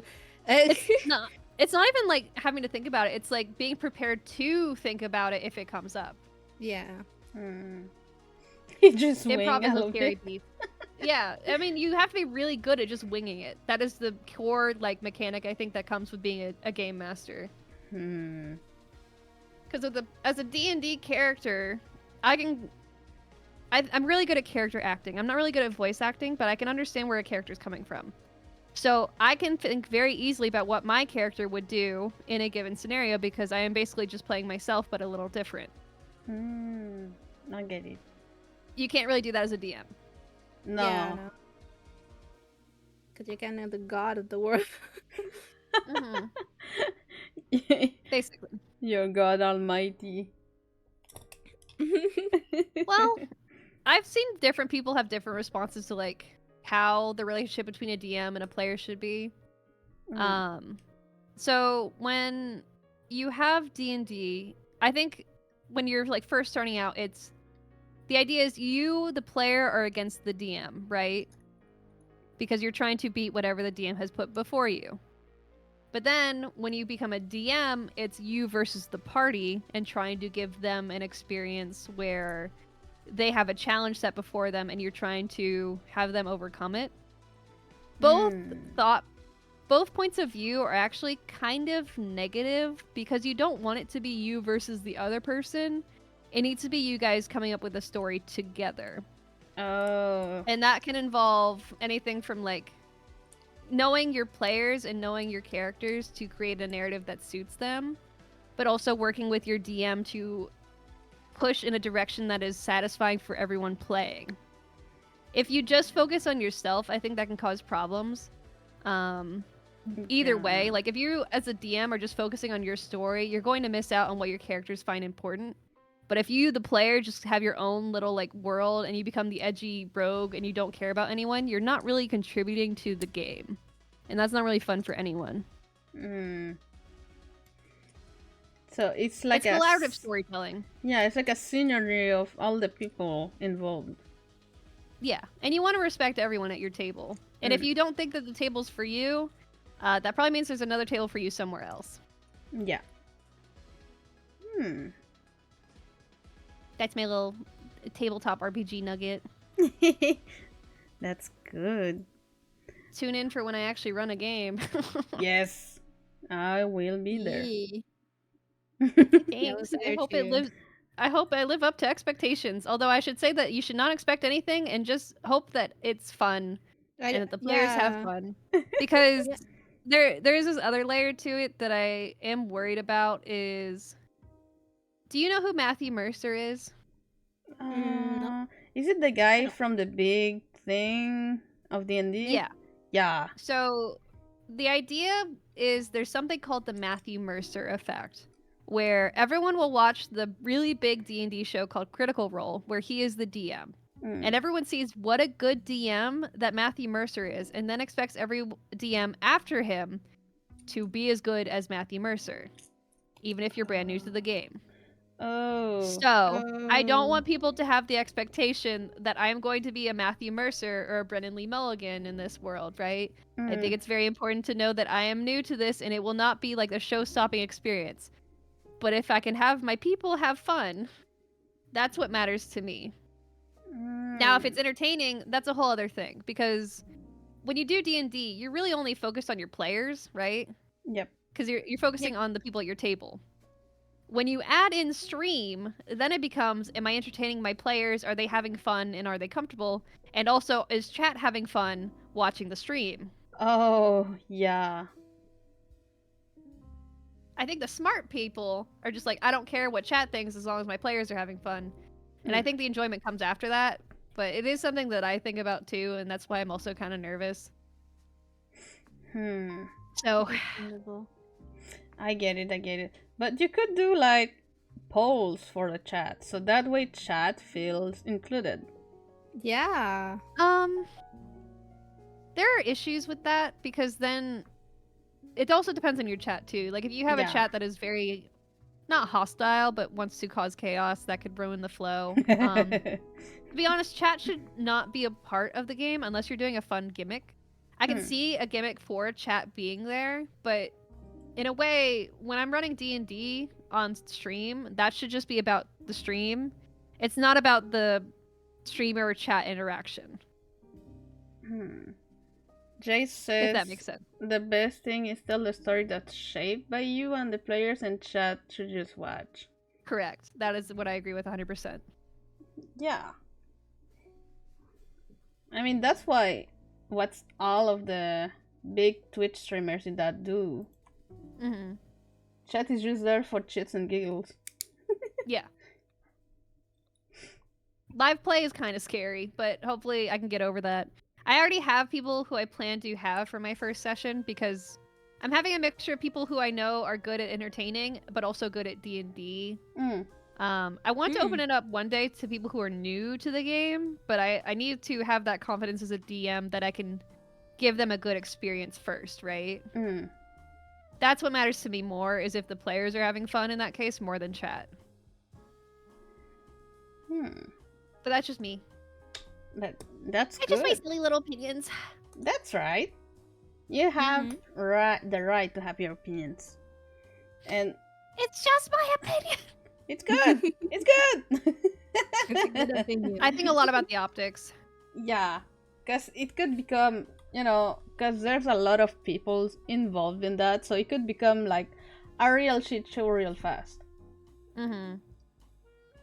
Yeah, you also need to make sure your players are compatible with each other too. Yep. There are times where one person may want to go on a very, very, very different path full of murder and bloodshed and maybe be a hobo. And not everyone likes having a murder hobo at their table. And I certainly wouldn't like a murder hobo at my table if I'm running a D&D game for a bunch of people and I don't know what's going to happen. So there needs to be a mutual level of trust and respect between the players and the DM too. Not just like for stream, but also off stream as well. That's why a lot of people talk about a session 0, where in a session 0 for any RPG game, it's not actually playing the game, it's talking about what you want to happen in the game. So saying like player expectations and DM expectations and what's allowed and what's not allowed. I'm gonna have a lot of those, I think.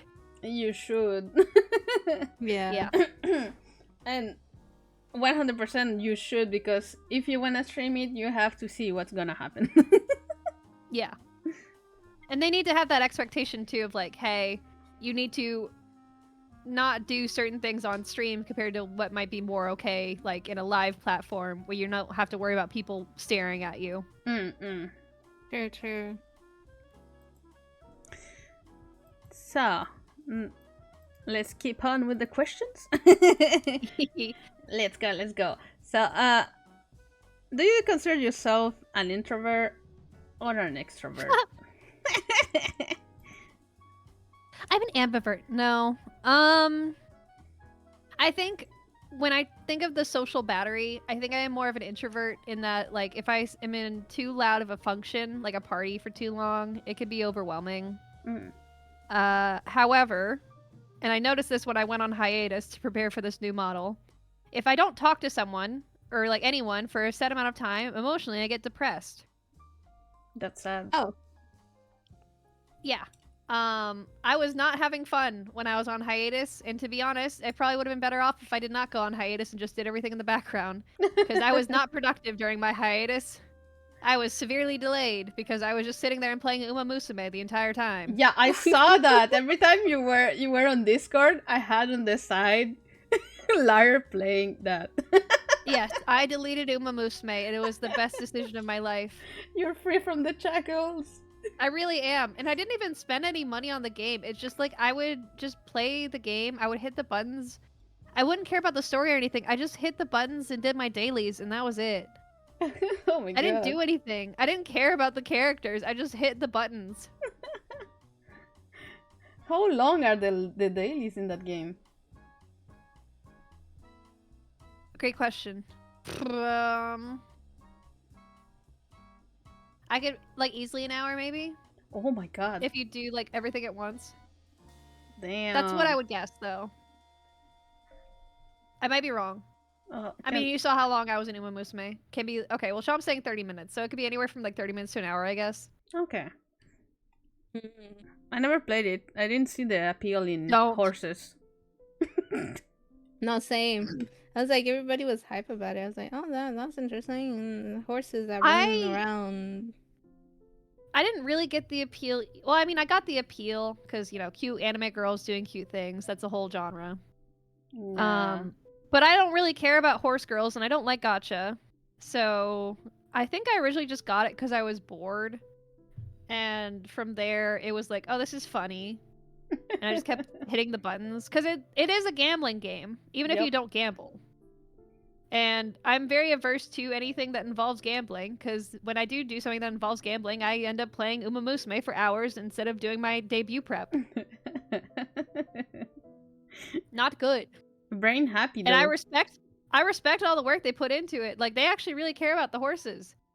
But I can't do it because I'm gonna get too sucked in otherwise. So instead, I'm like, well, maybe I should get the $50 Uma Musume game instead, because at least that's a whole setup, and you don't have to gamble, as far as I know. There's Do you have to a gamble? whole game? Yeah, it's called Uma Musume Pretty Derby. Let's see, Party Dash. It's a party game. Oh. There's Pixel. It's a pixely game. Okay. Ooh. It looks cute. I don't know anything about it though, except that it costs $45. Oh my god. That's so expensive. What the heck? I hope it's good. Well, relatively speaking, it is expensive because the other game's free. Yeah. Oh, yeah. People spend more on Uma Musume than they have on the party game. Oh my god. You know, me when it's gacha games is otome games, so yeah. What's your favorite Otome game? Right now it's Love and Space. I see. Who's your favorite? Silas. I think we talked about this. Yes. I love the Dragon Boy. Do you remember who my favorite was? Was it the guy with the glasses?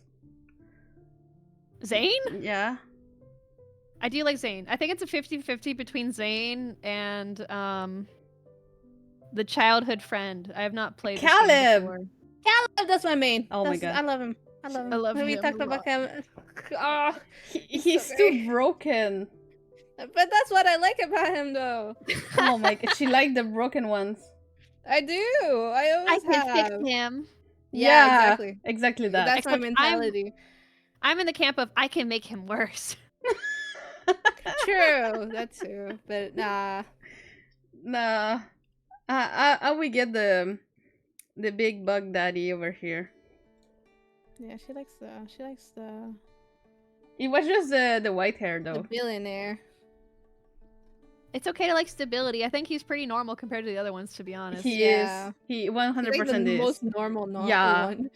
Like you You see don't think his Zane's more normal? well Zane is like Well, Zane is kind of weird though. he's too professional. Yeah. Well, he's a working man. Yeah, but like not not in in the the re- sense that he's a worker alcoholic. You know. it's like I don't know. He's your freaking doctor. What the heck? Well, he's also your childhood friend. Yeah. I don't know, But some people are into that power dynamic. yeah. As long as they're two consenting adults, it's fine. And like they've known each other their whole life, so it's a little less weird to me. I guess so. I'm trying to think like I think there's no really bad power dynamic. Well, I guess the beginning of the Silas MC relationship is kind of bad. Yeah, the beginning is weird, but when you see the story after, you kind of get Yeah. it. Because he remembers every lifetime before that one. That's gotta suck. Yeah, that's why he's so weird. Because he hopes that she remembers too. What a weirdo. Yeah. But at one point he gets... He understands that she's not gonna remember. So he's like, okay, I'm gonna start from zero here. There's a movie about that, but I forget what it's called. It's like 50 First Dates. Oh, yeah. I didn't watch it, but I know the concept. But yeah, that's why at the... You know, the first appearance, he's so much of an asshole. Yeah. I mean, I would get it. It would be kind of frustrating to have to do the whole song and dance over and over and over again. Yeah. Well, some people were into that, though. Some people were like, I wish I could go back and do it all over again, but the reality would kind of be rough. Yes. Doing the same thing over and over again when it's like so much work, bro. That's my life. Surely there's a way to streamline it after a certain point. You'd be like, hey, go sit you down. Here's the whole thing. Here's all your favorite things. I'm not a stalker, I promise. And then you think that they're a stalker. That's the thing. How do you approach a person without being a freaking weeb or like a, you know, a weirdo. a weirdo? You start slow. Yeah. And then you like... Well, I think at a certain point, if you know that they're not going to remember, but you do, you just treat them the way that you know they want to be treated. Yeah. Like, you should know after however many lifetimes the way that they like to be wined and dined. Yeah. Just speedrun it. Yeah, speedrun it. Speedrun the It's not that dating. hard. And yes, I'm a husbando enjoyer. Thank you. I There's a like lot of cray good crays. husbandos. You know, I like crazies. she Well- likes the broken ones. I like the crazy ones. Even in real Have you ever life. done like a chart to track all of your like favorite husbands and see like what is the the common trait between them? White hair. Hers is white hair, yeah. She Just was white the hair, one. red hair. Yeah, she was the one that bro, told me. I saw their pattern and I was like, you just like these with the white hair. She was like, nah, that's not it. And I was like, they all have white hair. They have One of them. So Jay said they have trauma and white hair. Yeah, pretty much. I Okay. actually sent something to someone. I made a chart that showed like every single one, like the type of like guy I was into and what like defined them. I Yeah. want to see if I can go find it. It was like sneaky, reliable big brother, smokes. Smokes. I actually hate smoking in real life, but I cannot deny how cool it looks visually in like an anime character, you know what I mean? Yeah, yeah. See, for example, Wolfwood from the original Trigun I think is a little bit better, but like both Wolfwoods are pretty good. Do you know the show The Summer Hikaru Died? Yeah, I haven't watched it though. There is a man in that show with sunglasses and he's always like smoking and I am very normal about him. Ooh. Let me see. I don't think I'm gonna find it. Also, there was a sad category called Sad Bisexual Wizard with a Cat. Gail. It's one of those if I had a nickel moment where if I had a nickel for every time I found a sad bisexual wizard with a cat that I really liked, I'd have 2 nickels. Which is not a lot, but it's weird that it happened twice. I guess it's up to 3 now, but I'm not quite a Gale fan. Oh. For people tuning in at home, the options are Anders from Dragon Age 2 and Caleb from Critical Role, who is voiced by Liam O'Brien, who was my biggest voice crush for forever. So he voiced my first ever husbando, and it's been downhill for me ever since. Oh, you stuck with him. Yeah. I mean, he's a very attractive man, in my honest opinion. He's a little old at this point, and he also has a wife and children, so, you know. I mean, older men, if they maintain themselves good, it's not bad. Right. Like, he's not like, I think he's only like in his 50s. How old is Liam O'Brien? Liam O'Brien age. He's almost 50. Oh. He's a solid 49. Not that old. Not that old. Sorry, I should probably stop looking at this beautiful man. Anyway, what were we talking about? We're talking about husbandos. Nah, but Yeah. let me go for the next question then. All right. What career did you want to have when you were little? I did not dream of labor. Let me get a drink while I think about that. You were free. I think I wanted to be a writer or an artist of some kind. Oh. So in a way, like doing D&D does that because you're like writing out a story. Yes. It did also extend to a later point where I wanted to do travel content. So for example, I remember very vividly I went on a group trip for like a school field trip, and we went to like a city for a couple days. So I actually I did like a little mini vlog while I was doing it. I never uploaded it anywhere, but like that was the first time I ever did something like that. And then I forgot about it. I was like, oh, maybe this was a reminder of that. But I think it'd be cool to do travel content. I like traveling, even though traveling hurts me. Why? Why does traveling hurt me? Yes. Yeah. Great question. Let's talk about my F rank luck. So every time I have gone overseas to travel, something bad has happened to me. Oh no, you're Not cursed. like bad, no. not like awful bad, but like, you know, like mishaps that make the trip awful. Oh No. So I'm sure people who have been in my chat have already heard this story a billion times. My very first solo trip abroad, I went to Austria to go see the Christmas markets. When I fly in, I'm like, great, this is awesome. I'm gonna text my parents that I'm here, and I did that. And then I go wander through the airport to get to the ticket booth to get a train ticket to get to the actual city. I pull out my phone because I need to know some information. It's blank. The screen won't turn on. Oh no. That's No. suspicious. I try messing with it because I was charging it on the way there. Still won't turn on. Luckily, someone had befriended me on the airplane ride, even though I did not want to be friends with them. And they helped me get a certain amount of the way there. But at some point, I was like, I do not want to force you to help me get all the way to where I need to go. You are free. That was a mistake because then I proceeded to get lost for an extra hour or so. Oh my god. Until this is the thing that frustrated me the most is I went up to someone at the train station to try and help me. And I was like, hey, I know the exact name of the hostel that I need to get to. I just need you to tell me which way to go. And they looked up the name of it. And they're like, no, it doesn't exist. Oh my god. Oh no. What do you mean it doesn't exist? I just saw it on my own Google Maps before I landed. Nope. Sorry. Okay. That's fine. So, I actually end up at the correct train station despite not really knowing. And I go to the taxis, which I've never been in a taxi before, and I'm trying to speak like German because I speak German a little bit. It was my minor in German, or my minor was in German, but I did not earn that minor. We'll have to make you talk to Shiver. Oh yeah, sure. He's German. Yeah, he's German. Well, they should not expect anything from me because I cannot speak it.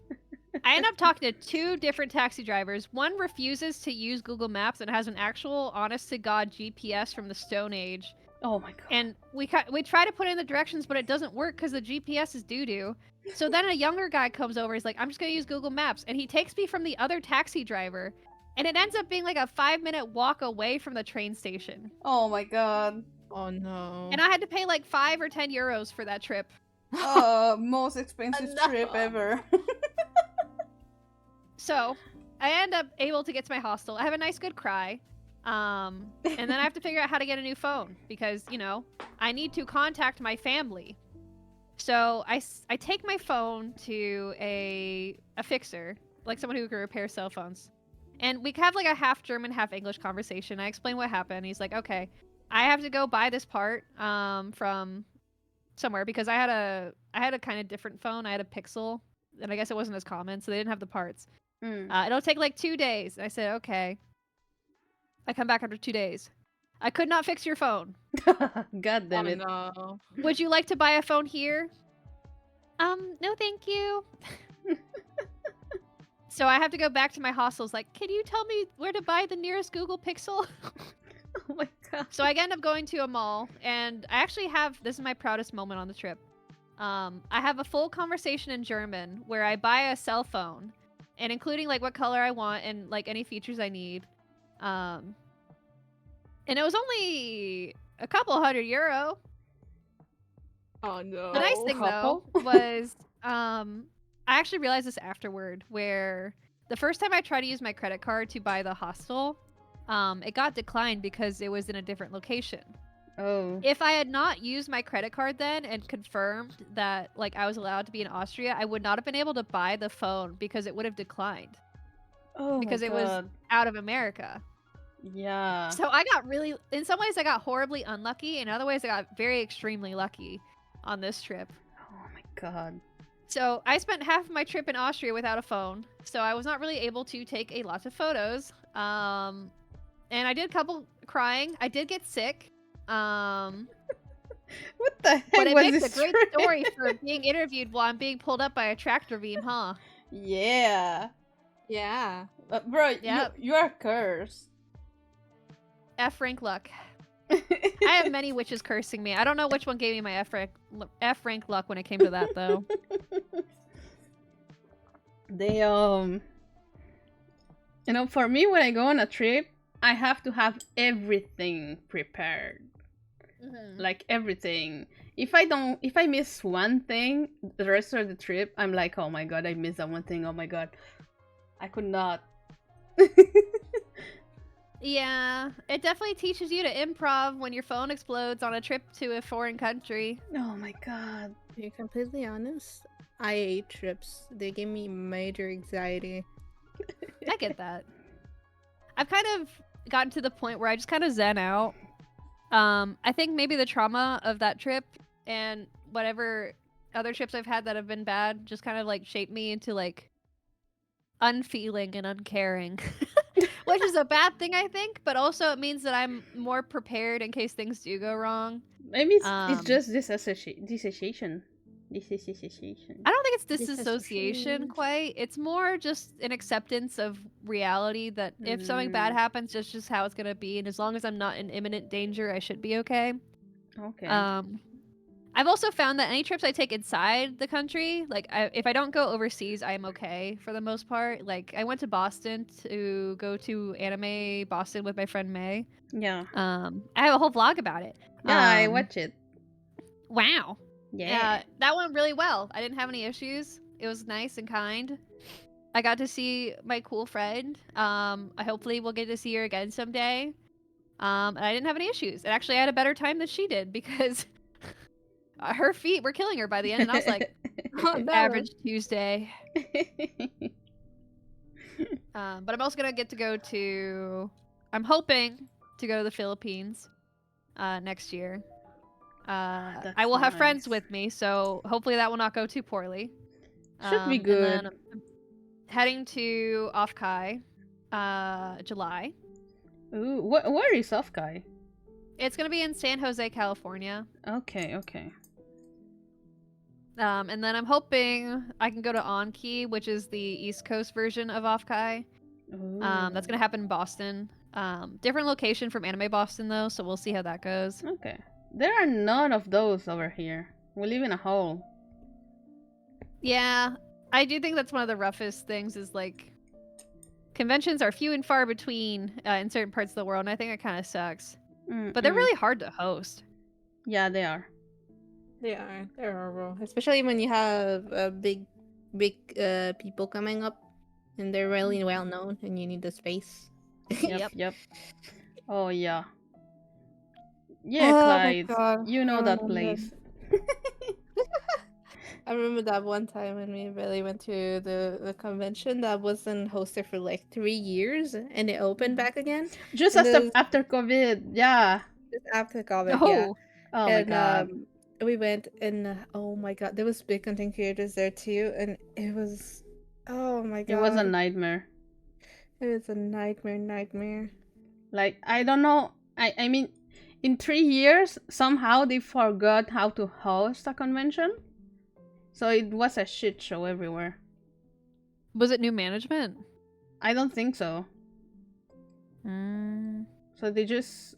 It was horrible, because I don't think they were expecting that much people to go just because of COVID, but people were just so eager to go.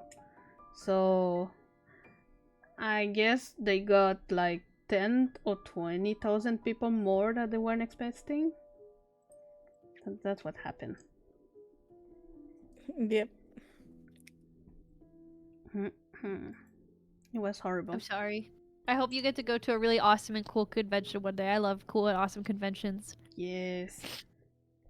Whenever I get the funds, maybe I'll go to the States to see. Yo, I gotta go with you. Bring me with you. What? I want to go with you.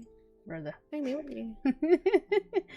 Yeah, I'm a parasite. I'm gonna have to follow you everywhere. Yeah, I know. If you're picking a convention, I think DragonCon is not very VTuber friendly. That one's in Atlanta. I had friends go, and they're like, yeah, there's no VTuber stuff here. So don't go to DragonCon. Anime Boston was pretty good. Not as many VTubers, but definitely more like focused on anime culture if you like that stuff. Okay. And then of course Offkai is very VTuber focused. Anki is gonna be very VTuber focused, but it's their first year, so I don't know how that's gonna go. Hoping it's go well. Yeah, fingers crossed. Yes.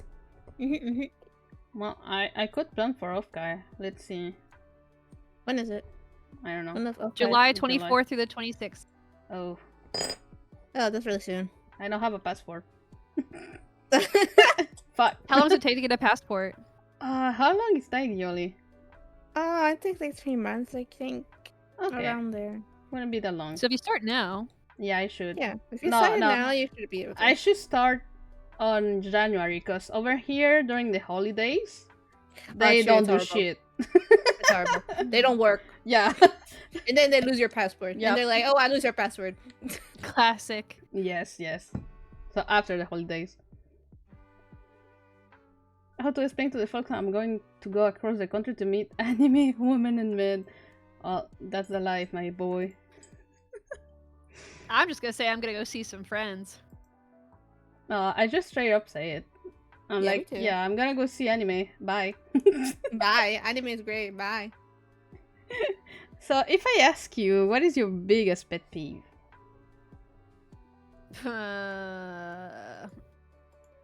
There's you- so many to choose from. That you wanna share?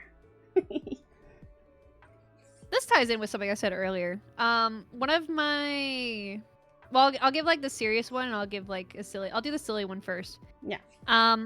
In my magic dreams of magic machines, sometimes people speak to me through the magic machines, right? And you do It's not something like called that. Microsoft Teams. All right. Mhm. Now, where in these magic dreams, I have to do a lot of work, right? Yep. And sometimes that is on a time crunch. Mm. Sometimes people will also be on a time crunch and they need me to help them with something. So, what they do when they have something very important that they need from me is they just say, "Hi." Oh no. Oh my god. And they say nothing else. And I don't respond. I've taken to just not responding at this point because it's a waste of my time. Yeah. But some people think that sending hi is the appropriate response when you're at work. I mean, the magic dreams. So I have to sit there and sit and stew in my rage, because the thing that gets me is I have to communicate with people with very, very different time zones sometimes. And it boggles my mind that they think that the correct way to get a quick response from me in a Hi. time-sensitive situation is just hi. There's actually a website called, I forget what it's called, but it's about like stop sending hi. Because if you are in a work situation, you should not be treating a work chat like your text messages. You should be treating it like an email, is my opinion. Yes. Like, it's like a shorter form email, but it's still an email. I think sending hi is my biggest pet peeve. Like, it actually rage baits me. You'll see that people in the chat will like to send hi. It doesn't really rage bait me anymore when chat does it. I don't think it ever really has. But it's when it actually matters that people are sending messages to me that it bothers me. Because it's like, you're wasting both of our time by sending this stupid message. Let's just go to the point. Yeah. What do you want? I hate like not flowery. I hate like meandering in conversation sometimes. Like when you're rambling about a topic, that's one thing. But if you're in a setting where you need to have clear cut like focus, like a like say for example, if you have a job, just cut to the chase is my thing. Yeah, I get it. I get you.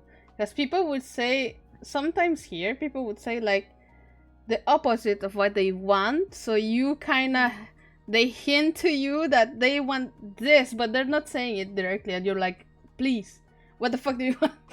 Tell me! Say it. Say it! And that's also a cultural thing. So I wonder if maybe it's just a cultural difference thing for some people. And it's just not me because I was raised in a way where it's like, this also gets into my other pet peeve, which is more general. I mentioned earlier my love language is like quality time. Yeah. It also specifically means quantity time.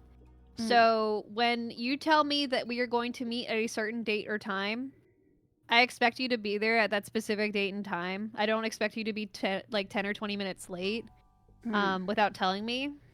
So anytime like I'm setting up dates and times, I need people to show up then and not just like blow me off. That is my other big pet peeve is like, because it feels like they're wasting my time because I will show up on time, or if I'm not going to show up on time, I will tell you in advance like, hey, I'm going to show up about like this time. I but get then it. I have to sit and wait for you to show up.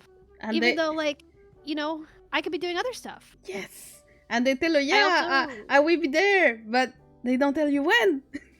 Yeah.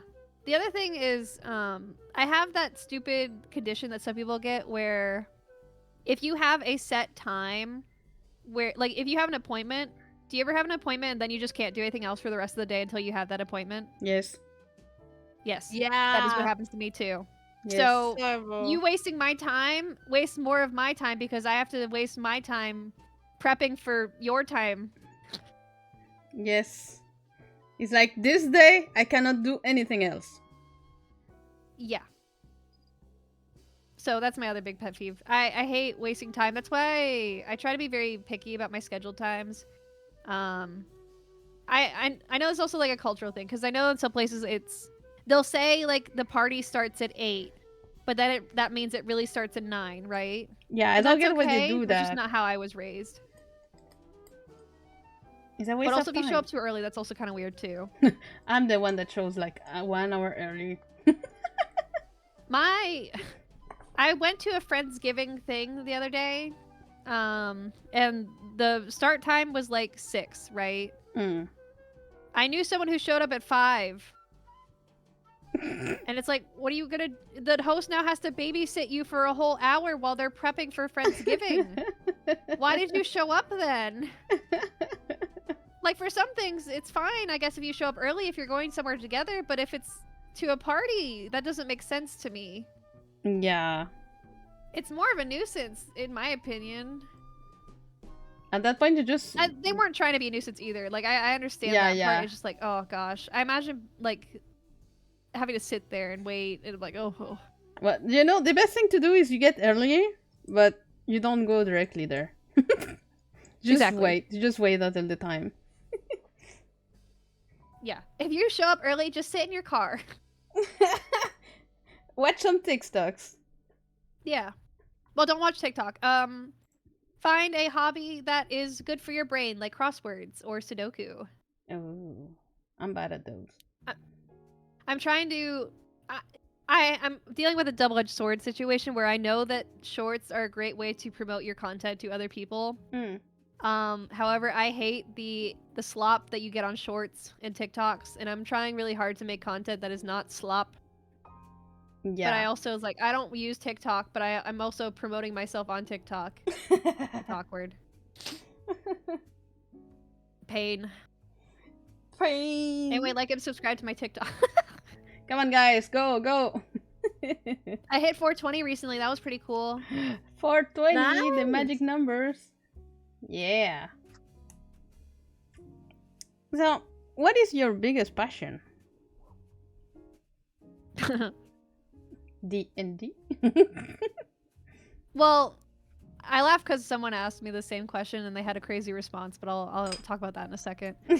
I do think the stories we tell people and the communities we build are kind of the passions I have. I mean, like, I think stories are like the short answer, like storytelling.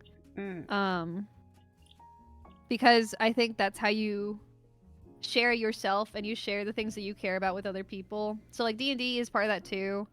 I've always loved reading when I was younger. I don't really read as much now. I wish I did. I love anime. I love pretentious anime in particular. If it's popular, I hate it. If it's not popular, you've never heard of it, I love it. But I like sharing those stories too. That's why a lot of the games that I pick tend to have a story to some extent. Like Silent Hill or Elder Scrolls, where you can kind of make your own story happen. Those are the games I like. But then also, like, even in like multiplayer games, you get story time from those games, right? Like, you can talk about the time in Crab Game where everyone was trying to kill me, even though I was the host and I was so kind. And then it ended up being not everyone was trying to kill me, but it was just my friend Maki who kept like singling me out and killing me and causing me to rage. Like, that's a story too. And he will keep winning. I don't think I won my second game or like the second series. I forget though. Oh my god. Everyone was so nice to me in the first round, and then the second round was just a bunch of haters / affectionate. I don't know why. It's because I think they saw the first one and they were like, nah, she gotta suffer. Maybe. I don't know. I put everything together. I do all this stuff, and you ungrateful kids don't like anything I do. Kind of that moment. It's difficult to be a mom. That's funny. I do also think travel is, I guess, also considered a passion for me. I will do the hydrate as well. Thank you. I think, how do I word this? I'm a creature of routine. I don't like when things change, but that also means that if I don't change anything, I'm going to do the same thing for the next however long I have to live, and it won't be a life that's very interesting, right? So I think travel is super duper important, even if it's just like going outside and touching grass. I think that's something that's really important that everyone should do, especially if you've never like done a big trip. I know for not everyone has the means to do a big trip, and I want to like acknowledge that, because there are still ways that you can travel like cheaply, but then there are also situations where you don't have the means, even like not necessarily monetarily, but also for other reasons, like maybe you're taking care of someone, or you're not in a situation where it's safe for you to leave where you are. But I think everyone deserves the chance to go somewhere new and have new experiences, because I think those moments are always going to stand out more than the routine. Yes. And looking back, you're not going to remember every day that you spent at your desk, right? You're going to remember like the time your phone exploded, or the time that you got really sick, or even like the time where you sat in a cathedral and just like existed for a moment someplace you've never been before. Like, both good and bad, I think, are important. Boring is the worst thing I think I could be. And I think I'm pretty boring, so I'd like to fix that. You're not boring. Well, that's because I travel.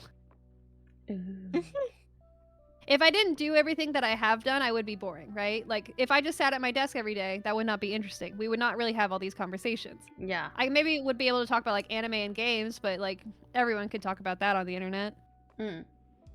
I think it's important to go outside. And that might be hypocritical. Nah, but I think when you travel too, it gives you a new perspective. Yeah, I do. I've seen people talk about that, and to me, I don't really think I've ever had that experience. Maybe my perspective on people have changed, like the people I've traveled with. But like, I've been to Japan, I've been to Germany, I've been to Mexico for a little bit, been to France, I've been to Italy, been to Spain. I didn't really ever feel like I... Mr. Worldwide out there. Sorry? Mr. Worldwide. Yeah, I didn't really spend a lot of time in some of those places though, but I think maybe that's part of it too, where I didn't really ever feel like my perspective changed. It just like, I appreciated the places where other people lived. I never really got to meet people though. It's one of those things where it's a double-edged sword where like I love seeing people exist, but because I'm scared to interact with them, it makes it harder to approach. Yeah. Okay. I get it. And there also is a little language barrier. So not everyone everywhere else talks English or every other language. And I mean, like, I had both good and bad experiences in Japan. My fondest memory is in a party full of people who spoke Japanese because they studied it. We went to a yakiniku place where you like grill the meat, and I've never studied Japanese. All of mine is like from anime and just like picking up phrases from the internet. Oh no. I was the one who did all of the ordering in Japanese. I was the one who talked to our host in Japanese because I think I understand why this happened, but for people who study a language, it can kind of, at least for the American system, because there's issues with the American language system that I could not even get into today, but there's kind of this like stage fright you get where you know that you know what to say, but it's hard to actually put it out there.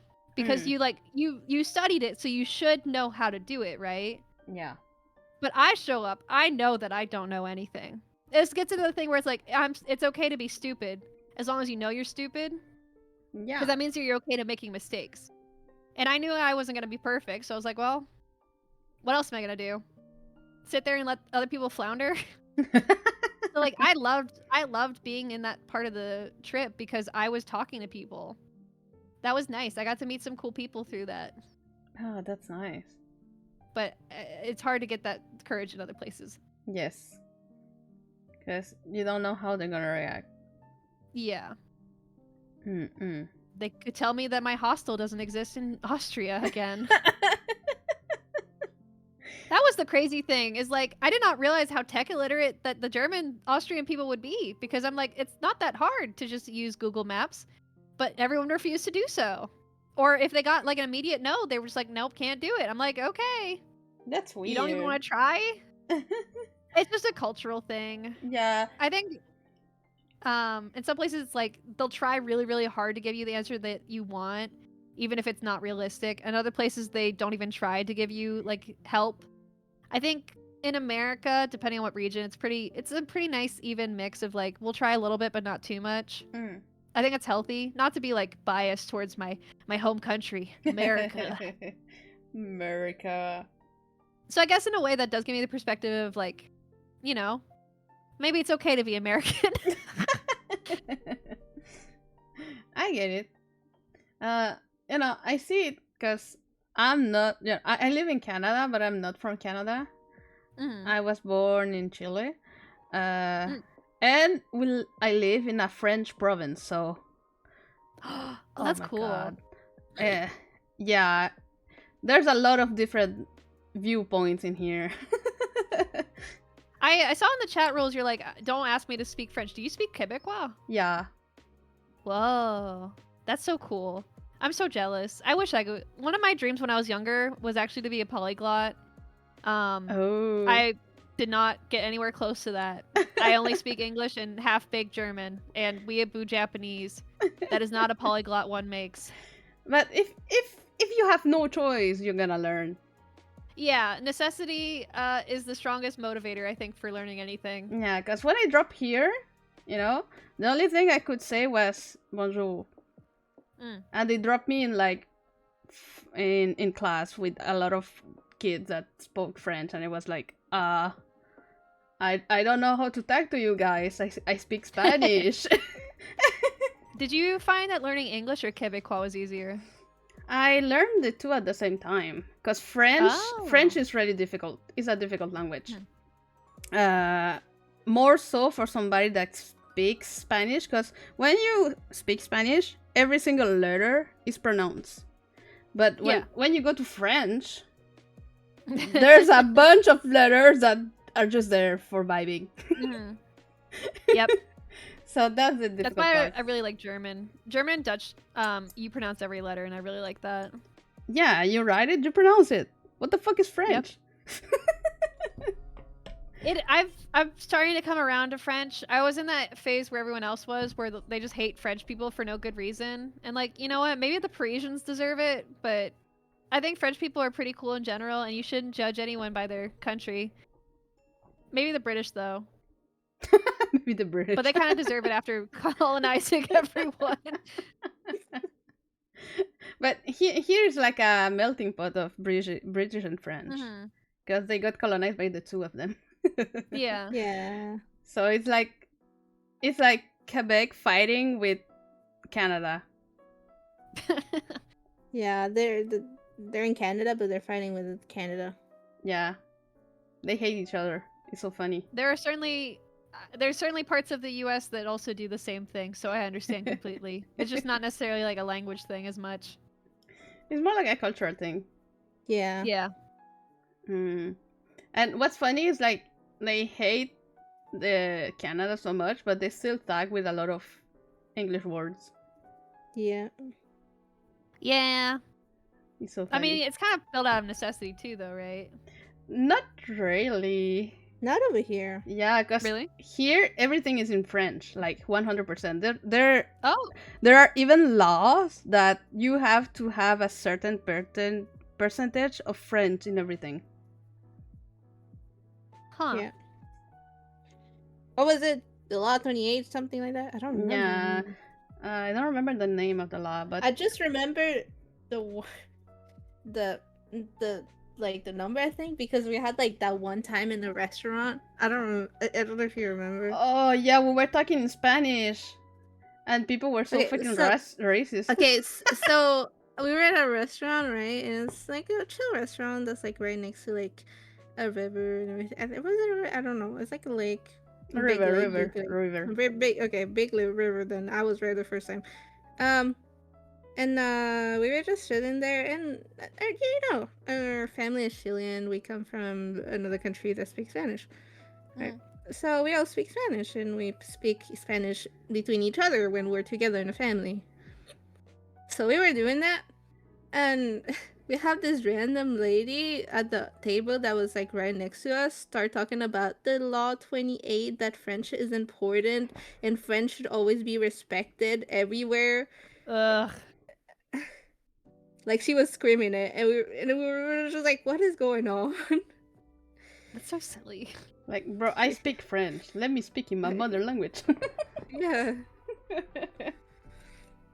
I kind of, I'm not gonna defend her, but I will say I understand sometimes the uncertainty and kind of like anxiety some people can get when they hear another language, because for me it's the idea like, oh, they're talking about me in that language that I do not understand. Now her being like patriotic about it, that's weird. But I've definitely had times where like I've heard people talking, I'm like, oh, I hope they're not talking about me. They're using their other language to talk mean things about me. But that's also coming from my social anxiety. Yeah, I get it though. But most of the time, whenever we're talking together, it's because it's easier to the brain. Yeah. Because they're used to it. Like, we've been talking, like, our entire time, like, together and everything in Spanish, so. Yeah, when we go into the admin VC, that's all that it's only It's just Spanish. talking in Spanish. Yeah. It's just talking in Spanish. If somebody else comes in, oh, it's English. Lo siento, no hablo español, pero un pequeño. You got it right. I almost spoke Yeah, you got it German right. because I was like, how do I say the next line? One time, I had a DoorDash driver. This was right after my trip to Japan. I had a DoorDash driver who only spoke Spanish, and he did not read the instructions. Because I assume like it translates the instructions into like Spanish. Because we were having a conversation in English, but after talking to him, I was like, oh, he does not understand anything. Oh my god. He called me, and I'm like, well, hello? And we'd had like a kind of conversation, and I ended up accidentally saying something in Japanese. Oh, no. Because I had just gotten back, but I said hi, but like hi it sounds like hello. Yeah. But I was like, yes, I understand. And I was like, oh gosh. I think he paused for a couple seconds. He's like, he repeated the question again. I was like, yeah, It's alright. yeah, that's fine. But that happens a lot. Whenever I'm really tired, every language start to fumble. Yep. Next together. Yeah. Yeah. It happens. It's alright. I wish it happened more often to me though, but that's because I wish I had more opportunities to speak German and Japanese and even Spanish, even though my Spanish is no bueno no more. I mean, you know the basis. That's good. Sí, pero un pequeño. Or is it poquito? Poquito. Yo no sé. I like your accent. It's funny. I think the best way to make people think you are a fun and quirky individual if you don't know the language is to go into the Southern, and then that way they just think you're a funny little American. Yeah. I think like there's something called Texas German because there was a big group of people from Germany that ended up living in Texas. So What now the you got a hell? bunch of people in Texas. Und sie sprechen wie das und ich spreche ein bisschen, aber nicht viel. What And the they sound heck? like that. We have to show Yeah. that to Shiver. God, just look up Texas German, you can find it. Or if you do like Nihongo Jozu, it's muy that's Spanish. That Nihongo Janai. Oh, that sounds so cursed. There's not anything against. It's just I've never heard that before. It's like my brain cannot comprehend it. I'm like, what is going on? Why do you have a weird accent? Gomanasai. Yoku Dekinai. That's funny. I don't know. And that's your cool party trick you can pull out now. It itches my brain. I like that. Southern Japanese ASMR. Oh my god. Let me write that. So I had one person tell me that they thought I'd be really good at ASMR, and I thought that was crazy. But What? maybe if I do the Southern Japanese accent, maybe I get it. maybe, but you have like a how can I say it? Like a voice that's not sharp. So that's why. Not what? Yeah. You have a clean voice. Yeah, clean voice. Okay. Well, It's okay. it's like round. It's not sharp. I don't know how to explain it. It's Yeah. like clean. You have like you don't have those raspy things in your voice. Not You have, like me. Clean. Yeah. Oh, okay. I get real weird about compliments. Not compliments, comments on my voice, so I guess thank you.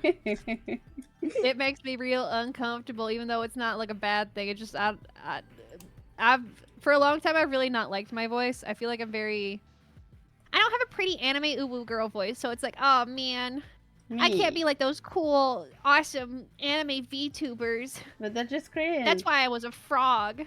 Because my voice suits a frog better than the pretty anime girl. Nah. Oh, you want more Nah. Southern Japanese? Arigato gozaimasu, kite kurete, gomanasai, wakaranai nihongo. Sorry, I just had to do some fan service IO. There you go. Are you happy, Clyde? Do you like my round voice? Round, sweet voice. Am I Kotoba? What are we rambling here? Does chat have any question up until now that you wanna know about liar something? I don't know. Think, chat, think. Chat, ask questions. No, it's your This time is your to. one and only chance. Yeah. I will Oh. never speak to chat again after this. I am graduating. What? What the heck happened You- there? Congratulations! debuted. Sudden graduation announcement. You barely debuted. The fun thing that I used to do is I would kind of hint that I needed to go on a hiatus. And every time I hinted that I needed a break or anything, everyone would just start crying in my chat because there's a very specific sobbing emote that everyone really, really likes. Oh my god. I also think it's pretty good too. Here, I'll share it the class. Yes. It was this one. Oh yeah, this one is so cute. It's adorable. Yes. Thank you. He's like, no. But every time I would talk about, oh, I need to step away for a moment, guys. I need like a day off. Or I'd say like something. Or like, I need to take a moment to go pee. They would start crying. I was like, is this really what you want to do right now? That's just how you call it? Anxious attachment. Is that what it is? So Clyde asks, so where's the one place you haven't been to, and why would you want to go there? All right. So there's this place called Switzerland. There's a couple reasons why I want to go to Switzerland. Oh my gosh, Stream Boo. It's my favorite. Yes. Sorry, I got distracted. Switzerland is like one of the most expensive places in the world. However, it is very, very beautiful, and it looks so nice and yummy there, and you can drink the water there, and it's okay. It's very pretty. I don't speak Swiss German. Swiss German is actually kind of different from other German. It's kind of hard to explain that German in one place isn't the same as German in another place, because for the most part, I think when you think of people who speak English, I think it's very American perspective in general, but you can generally understand someone from the West Coast if you're from the East Coast, or from like Britain or like Australia or New Zealand. There might be some dialect you don't understand, like but for the most part, you British get it, right? dialect. Yeah. With German, it actually becomes a little bit harder because there's a lot more stronger differences between the languages sometimes. I think this is mainly because when German was like making itself as a language, it didn't really have the globalization that you get with English as much, because like, you know, English colonialization, but also because English is so prolific on the internet and like in media, it's just kind of everyone knows how to understand it to some extent.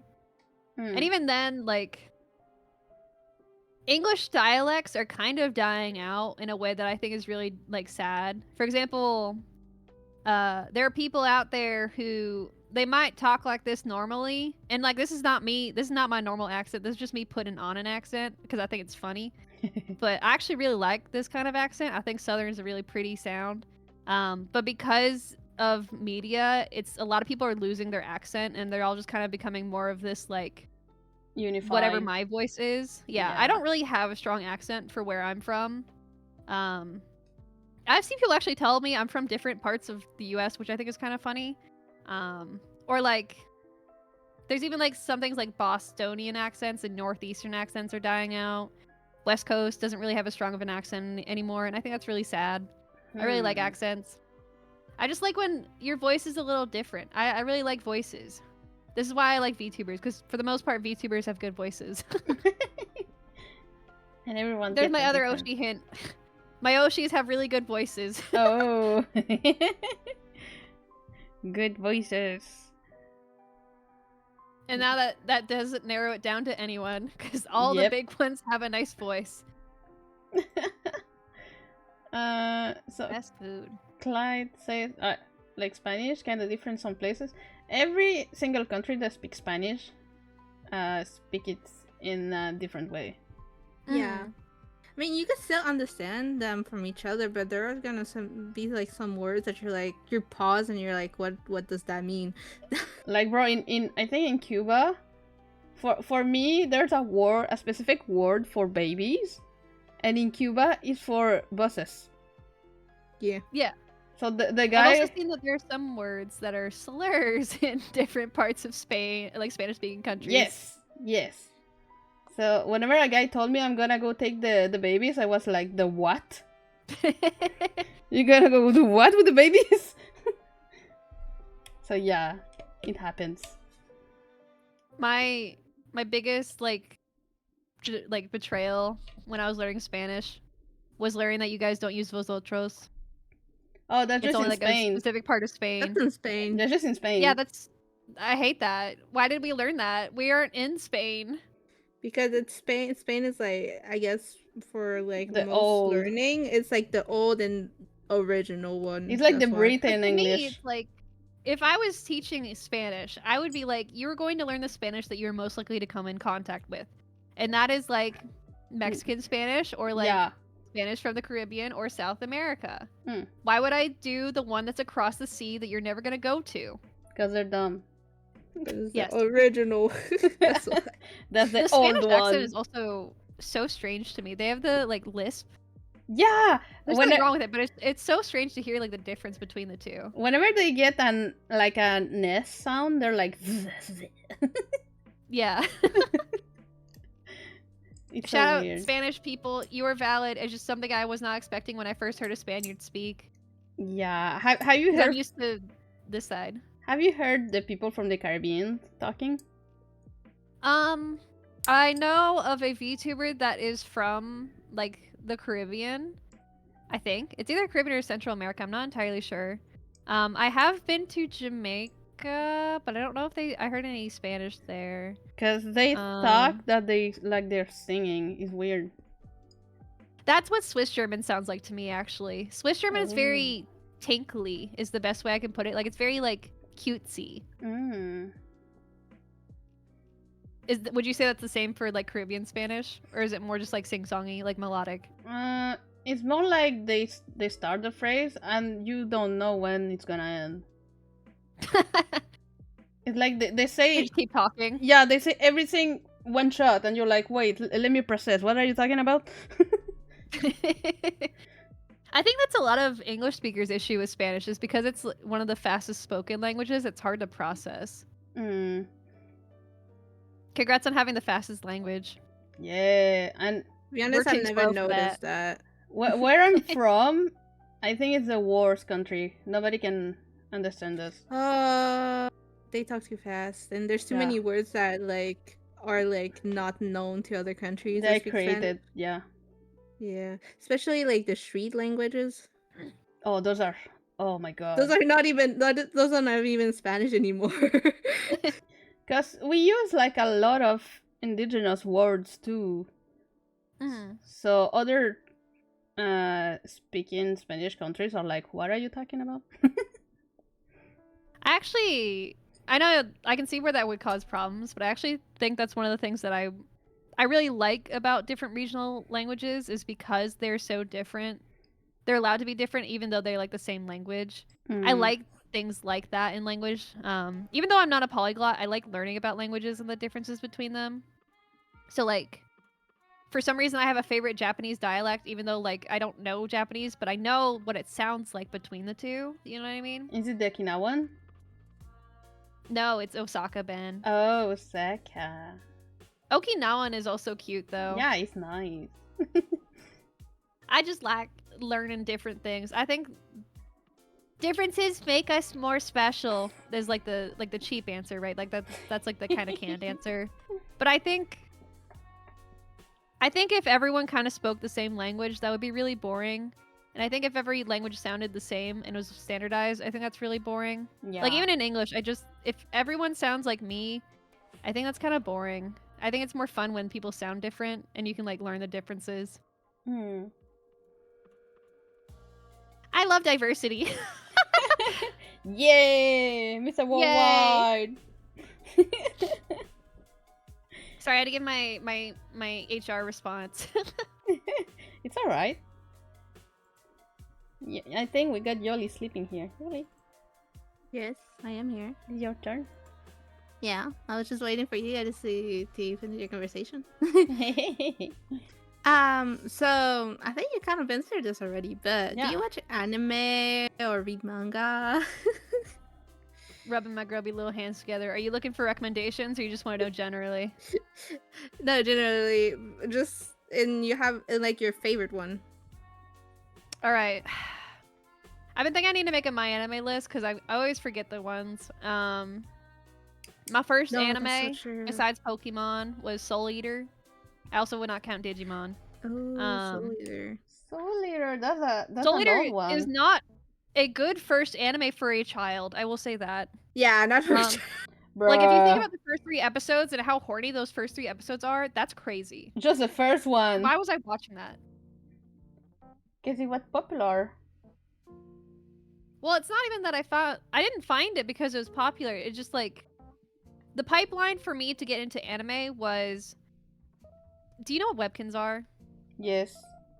Okay, forget webkins. There's another brand that's very similar. They're called like Star Pets or something. Okay. They came out kind of around the same time, but they were a little bit more fluffy.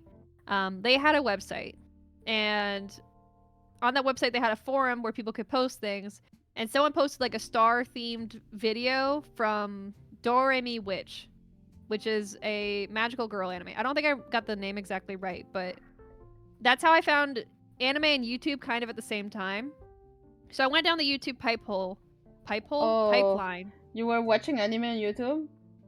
Yes. Yeah. And Uh, Soul Eater, I think, had its first couple episodes on through Funimation at the time, I think. So I watched the first couple episodes, and then I went to my dad, and I was like, Dad, I need you to watch this first episode with the giant booba witch, and is it okay if I watch it? I don't know why I asked my father to watch it, because I still fully plan to watch it even without his permission. And looking back, that's crazy that I had him go look at this giant booba lady, right? Oh my god. I do have the credit, though, that I actually found out later that my dad really liked manga and stuff. My dad, I Oh. don't know if you guys have this like experience too, but fathers for some reason will just hide all of their lore and not tell you any of it until it's relevant like decades later. Yes. And it's like I learned so much about my dad that I cannot say because it is kind of doxing, but he's done all this crazy stuff and I'm like, we could have bonded on this. Why didn't you tell me sooner? He did so much cool stuff. But anyway, I watched Soul Eater, and then I got into Oron, and then I did Fruits Basket, and that's where I found my love for VAs, some VAs in particular. Ooh. I love Laura Bailey with my whole heart. She is my mother. She's not my mom, but she is my mother. In fact, if she was my mom, I would be concerned because the age difference was not that great there, I think, and that would be worrying. But So, do you watch it with dub? Every single thing? I mainly watch subtitled. There are Okay. a couple shows where I will watch the dub. Fruits Basket, I will watch in the dub because I'm very attached to the original cast. Okay. I would probably watch Soul Eater and Oron dubbed. Full Metal Alchemist, watch in dub. Most new stuff I will watch sub though. I think there's only a couple shows that I would watch dub now. Like for example, Dungeon Meshi, I would probably watch in dub. It's so good. You have to watch it. If Alex Lee is in a show, I am more inclined to watch the dub, but that's very normal and not for any particular reason. I'm not really a fan of big shonen shows though, so like I don't watch Solo Leveling. I don't watch Kimetsu or Demon Slayer. I don't watch what's other big show? I don't watch the big three. They're not for me. Oh, the big three. I mainly watch shoujo or josei or just like general adult stuff. Do you like when I say adult, seinen? yeah, I think that's the correct term. Okay. I think mainly the kinds of shows I like are the seasonal ones that you won't hear about after the season's over. For example, let me see what we're watching the following this year. I gotta go pull up my. I really do need to make a my anime list. I should do that too. My recommendations for this year, if you like shoujo, may I ask for one final thing? Do you like villainess shows? Do you like beautiful women? Do you like watching beautiful women punch people? Very good, very yummy. Is that the one that fights people? Yes. Yeah, I'm watching that. The next one is This Monster Wants to Eat Me. Do you like Yuri? Do you like women? Do you like depression? Did you like The Summer Hikaru Died? This is kind of like that. And then this one's my go. I think this might be my anime of the year. We're only 2 episodes in, but it's really. I think if you want to know what Little Liar was like in high school, you kind of watch this show. It's called Yano-kun's Ordinary Days. It is a slice of life. Okay. I guess I would call it my best slice of life right now. Where Yano-kun is... I hate how I'm saying that right now. I'm gonna blame the fact that my pronunciation's bad on me being sick. Yano just cannot catch a break. He is always hitting things and injuring himself. And the whole point of this is that the main female lead just wants to let him have an ordinary school life despite all of the like nonsense he has to deal with. And it makes me feel very seen. And I also, too, would fall in love with this man in the same amount of time that she did. But that's very normal of me. Also, there's also a show called Rudy Rocks. Is the English title. Oh. Do you like gemstones? Oh, I've seen that image. Yeah, do you like gorgeous, voluptuous women? Do you like really pretty, like gorgeous animation and design? Rudy is really good. And then Sunda, do you like Santa Claus? Do you like Yuri? Do you like Science Saru, who's also doing Dan to Dan? You'll probably like Sanda. Those are my current watches right now. And there's more stuff too. There's a lot that I do like, but I tend to like shows that don't have long running times, even though like I Okay. wish they did. Oh, and Apothecary Diaries. I like shows Oh that make you think. yes, Apothecary Diary is good. Yes. Oh, particularities. I love it. I love it. I'm waiting for the third season right now. Yep, Oh. yep. I bought the novels. Ooh. Loki just I mean is that Loki is really funny because Apothecary Diaries I started watching like not watching reading the manga just before it came out in anime before it was announced actually because I was like in the library I was like oh this looks cool like I'm gonna borrow it started reading it and then I couldn't find the next one that came after like the one that I just read and I was like oh shit or I buy it or I just wait till like they return it. And I kept going in the library to see if it was returned. It wasn't. I was like, damn. And then I saw online that it had been announced to be an anime, and I was like, ooh. I was like, and I Yeah. watched it. There one we're watching right now that's called Ranking of Kings. Have you watched it? Is that the one where it's the little kid Bochi? Yes. I really, really, really love Bochi. Bochi is my son, and I really, really, really, really love the second anime opening. But I've never watched it. You have. I know what there's also this is a common problem I'm gonna have as like a through line. I really would like a lot of shows. I just don't watch them. Why? Part of it's because there was a period in my life where I just stopped watching anime, so I have a backlog in some regard. But also there's only so many shows I can watch. Like I also have to watch Silent Witch. I want to watch Ranking of Kings because that is my son. I want to watch Free Rent, even though I'll cry. There's a lot of shows that I know I would like. I just haven't been able to get to them yet. I'm a busy girl. I got a 9 to 5, and then I got a 8 to 11 or 5 to 8. I get you. There's a lot of stuff I would like to do, but I don't have time. Oh, one more thing. I gotta. This is my grandstanding moment, or like my soapbox moment. There's a type of anime. It's called POV anime, and the whole idea is that you are the camera. Like everything that the camera sees is in theory you. Okay. And it tends to be the most cringe-worthy things I have ever watched in my life. And that is my favorite thing. I love cringe. I love earnest cringe. I don't like ironic cringe. I like when they actually mean what they're trying to do here. I like when they're actually trying to make something good. That's my favorite kind of content. There's two in particular since you mentioned otome games.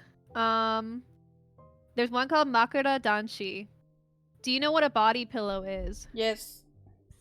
Now I want you to imagine that the anime men printed on your anime body pillow comes to life, and you have different varieties of anime body pillows. It's very funny. They're also very short. They tend to be pretty short. Okay, okay. The other one I watched was called One Room. So there's like a female version and there's a male version. If you look up One Room, it should also come up with the male version too. But it's also, they tend to not have great budget, so what I'd like to do with those is every time the camera moves, I like to imagine that you're teleporting. So for example, you'll have a scene where you're like directly facing the guy, right? Yeah. And then the next moment, like you're like in a faraway shot, like you're looking at them from above, like you and the person. But like you're not really looking at you because you're hidden behind a bush or something, right? And then it'll zoom in on their butt for no reason, and then it'll zoom back to the front shot. And then it'll be a side profile. And I just like to imagine each time it's me actually moving or teleporting. And they are aware of this, but they just don't comment on it. Oh my god. It really heightens the enjoyability and the rewatchability, in my opinion. That looks so funny. Those are my recommendations. I'll have to go look that. I'm thinking That about could the help. I hope you enjoy. recommendations. Look, I'm gonna recommendations and favorites. What is your favorite video game? Oh. Let me look. That's hard. You have Why are too you giving many. me hard questions? I can't answer these. What did I put on my... I made that... There was that trend on Twitter for a while where it's like, 10 games to get to know you. Let me see what I put. I think probably... I'll give like some that I know are gonna be up there. Elder Scrolls Oblivion is a really, really good RPG that has a good sense of humor that I don't think Skyrim has in the same way. And is a lot more quirky and fun. So that is a really good RPG if you want to get into an RPG. It looks so buggy. It's fun. Yeah, the bugs are part of the experience. Yeah. Let's see. I really liked Okami, which is an Is it RPG where you play the sun god, Amaterasu. Love that one a lot. they all on PS2? It is on PS2. It's also on the Yes! Wii U. It might also be on the Switch. I played I don't that. know if they... Yeah, I missed that one. They made one on Nintendo DS. Yeah, I had Okami then. Yeah, It was okay. Cool. I played them both. And then I really like the Legend of Zelda series. Oh my gosh, can you notice the theme with the kinds of games I'm picking?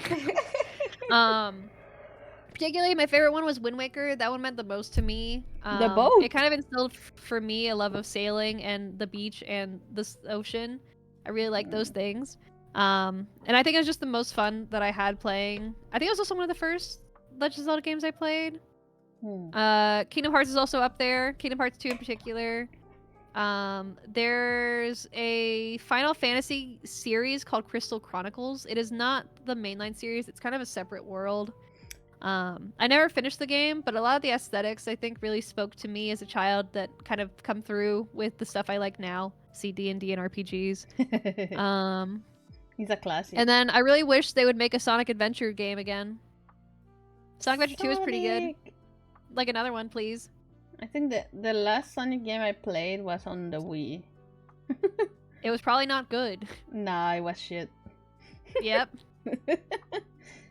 I think the last one I played was Secret Rings, and that one was just bad. Yeah. I've heard that's better now, but it's never going to be Sonic Adventure 2. I have to look up on that. There's a Sonic... Do you know what the fan dub... What is the name of the fan dub? There is a lovely Snap... Do you know what Snap Cube is? Nope. Okay. There is a series on YouTube called Snapcube fan dubs where they'll play an old game and they'll do like a live fan dub without knowing the context of what's happening. Okay. It's meant to be funny. It's like an improv thing. It's very, very funny. If you want to actually experience the story of Sonic, I don't recommend watching it. But if you want to see something funny, look up Snapcube. SNAPCUBE. Let me see. The other thing about Sonic Adventure is they let you take care of little babies called chows. And that was honestly the most important part of the game. And then they never like recreated it again. What? Everyone played that game for the babysitting simulator. They didn't actually play it for the actual like levels or the speed or anything. They played it for the babies. That is my hot take. Oh my god. So that's my list. Good list. Thank you. Also, Silent Hill 2 is pretty good, but I have mixed thoughts on the remake. I don't know. I don't play creepy games. That's fair. I didn't horror play. games.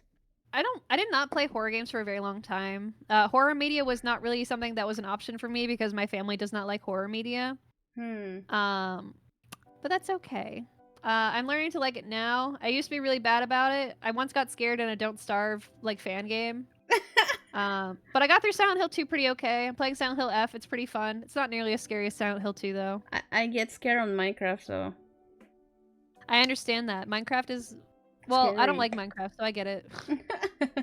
I go into the mines and I'm on the edge. I'm like, oh my god, what's going on? Yeah, I'd rather be up in the real world rather than down in the mines. Yes. I'm trying to avoid that lifestyle, to be honest. Mines are creepy. Yeah.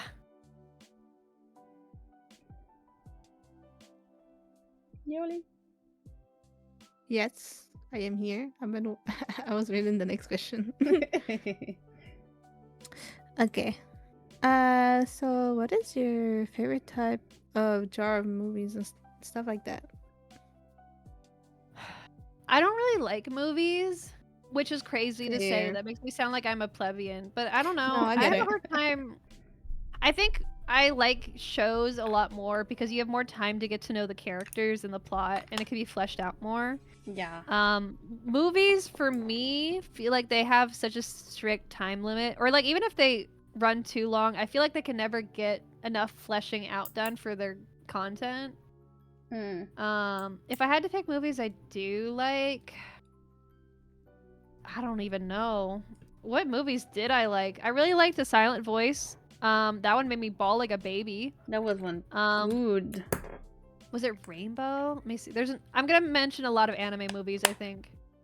That's good. Rainbow anime movie? No, it was like, oh well, I can't remember it. I really liked Kiki's Delivery Service. Although watching it now is a little bit harder for me. Why? Kiki kind of was like she was who I wanted to be when I grew up. So That's so cute. it's sometimes looking back at it though, it's like I get frustrated with the way she kind of reacts to things sometimes, but it's like she's a child, she's allowed to react certain ways. Yeah.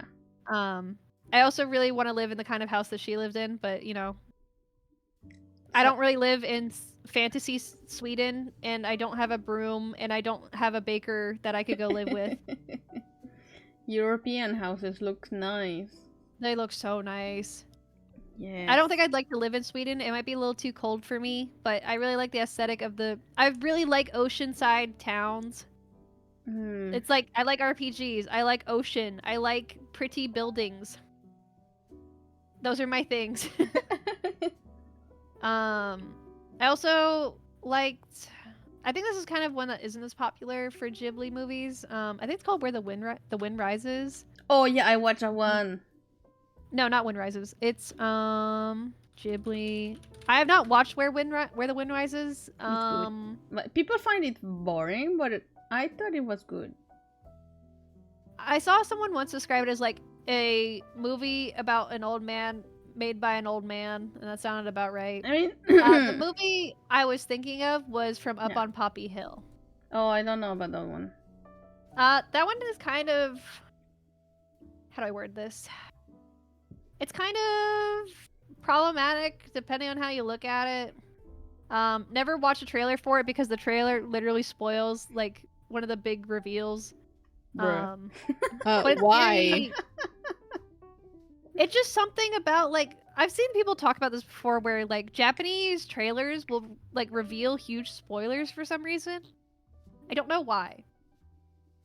But there's apparently a known problem. But it's a period piece. It's like I want to say it's post World War II Japan.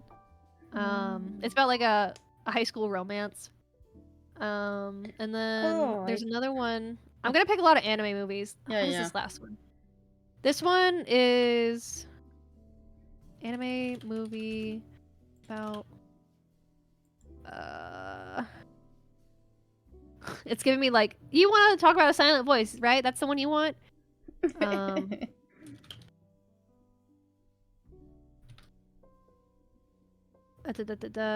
In This Corner of the World was so good. It is a very slow show. It's a slow movie. But man, there is one scene towards the end where I just started bawling like a baby. And it wasn't even like a sad moment, but it was such a profound moment after all of the things that happened in the movie. I can't explain why it was so impactful, but like there's a moment where people start turning on lights, and that's when I started crying. You have to watch the movie to really understand it, but like I know it sounds crazy, but when you actually watch the movie and you understand what's happening, it was so rough. Oh. Like it was a good cry, but it was like a cry of not a cry of relief, but like I was crying from like happiness in a way, but it was like bittersweet. Okay. Good Those are my stuff. recommendations. I like a lot of crying, apparently. You like to feel emotions. I cried in a silent voice. I cried in From Up on Poppy Hill, and I cried in This Corner of the World. Damn. I don't know. For me, it's really, really hard to cry during a movie. See, I was like a stone cold baby, from what I can tell. But then once I hit a certain age, all I do is cry. I cry at Disney movies. I cry at Ghibli movies. I cry at nothing. I cry at everything. I don't know what happened. I think maybe I stunted my emotional crying when I was a baby, so now I need to get it all out now. You crying for all the times you didn't cry. I think so, because people were like, "Oh, I cried so much when The Lion King happened and the dad died," and I was like, I just didn't know. I was like staring blank face, slack jawed at the movie, like, wow, He died. kitty cat. He's gone. He's gone. He's not there anymore. I don't even know if I processed that he was dead. It was just like, oh, okay, He just that disappeared from the happened. view. He fell. I guess. I don't even know what was going through Little Liar's head. Not much. Still talking in the favorites topic. What are your favorite content creators? Well, I don't know if you can talk about that since My like, jeez. like, I can talk about my my non VTuber. Well, I talked about Giga. I really respect Giga, but she's not my Oshi in the way that like my Oshis are. Brennan Lee Mulligan is a content creator over at Dropout TV. He is also currently the main DM for the Critical Role campaign, and he has DM'd a lot of things for his own show on Dropout. I have never been able to do improv, or I should say, he is the king of improv and being able to tell a story both that is heavily planned and timed out, but also one that is able to deal with the twists and turns that players give to the DM. And he's also very, very funny. And I think that's a craziest skill to have, is to be funny. I would love to be funny one day. I think that's a great skill to have. You're funny. You're good at making Funny jokes. joke. Yeah. But also he can do such gut-wrenching moments at the same time, and the dynamic quality of that is something I really respect and admire, and I would like to be able to do one day. And then Super Eye Patch Wolf is my joking Oshi. I literally call him my Oshi in my own Discord server. Every time he posts a video, I go to my special interest channel. I'm like, my Oshis provide us with a new meal, everyone. I actually did want to make video essays for a while because I love to yap. I just writing the script and doing all that is rough, and I can't do that. But yeah, it takes a he lot is of able time. to. Yeah, he is able to get me invested on topics that. Wait, did I even say his name? Did I just Did I just get into like my Oshi? His name is Super Eye Patch Wolf. Oh yeah, you is say. Just in case, Super Eye Patch Wolf. Really cool guy.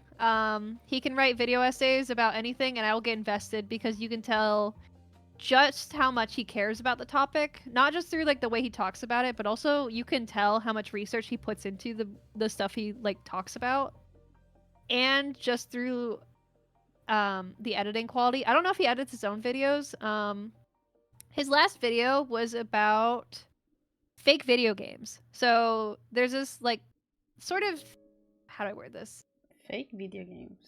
Yeah, there's this kind of new genre that's popped up in the past couple decades with gaming where it's pretending to have screenshots or video or music from a game that does not exist, but you pretend it is.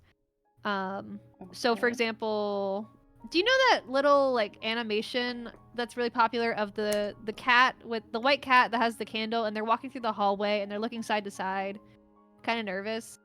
I don't It's think okay so. if not, but like, Oh it's yeah, like, I've seen it. I've seen it. Yes. I'm pretty sure that is a fake video game. It's not a real game, but it looks like a game, right? It looks like Yeah. a little horror game. It's not Yeah. real, but that's cool. It's coming up with like what kind of games would people come up with, and like the concepts behind them, and things like that. I highly recommend if you have like an hour. It could be really cool to go through. I will also I don't know. Let me see. I'm trying to think what I also learned to like wrestling through him. I don't like wrestling, but I love listening to Wrestling. him talk about wrestling.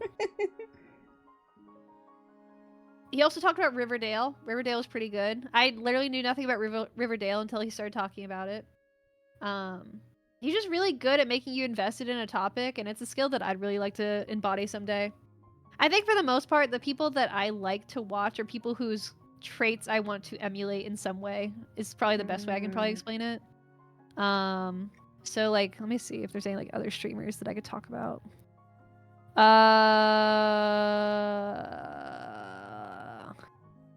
I like CDog VA's new content where he's actually like going out and traveling. Oh I think that's yeah. really cool. I watched his 2-hour video about traveling to Wales with Pete. That was pretty cool.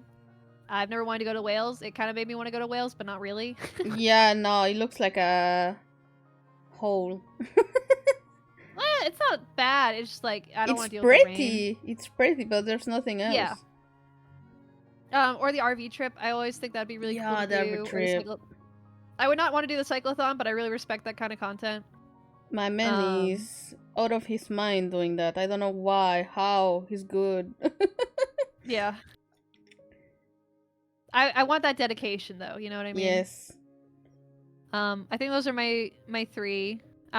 Super Eye Patch Wolf and Brennan are above Sea Dog, but you know. I also really like the new angle that PewDiePie's been taking. I was like With the vlogs? like I was there. Yeah, I really like the vlogs. Yes. I think it'd be really cool to do vlogs as a VTuber, but then you run into the issue of you are a VTuber and you can't really record yourself. I feel like that's one of the cool things about if I ever got a 3D model, I could just like pretend. Let's shoot for a 3D model one day. 3D model. You can make one custom on Vroid. Yeah. I just don't really listen, I'm trying to recoup the funds from the debut. We'll get there eventually.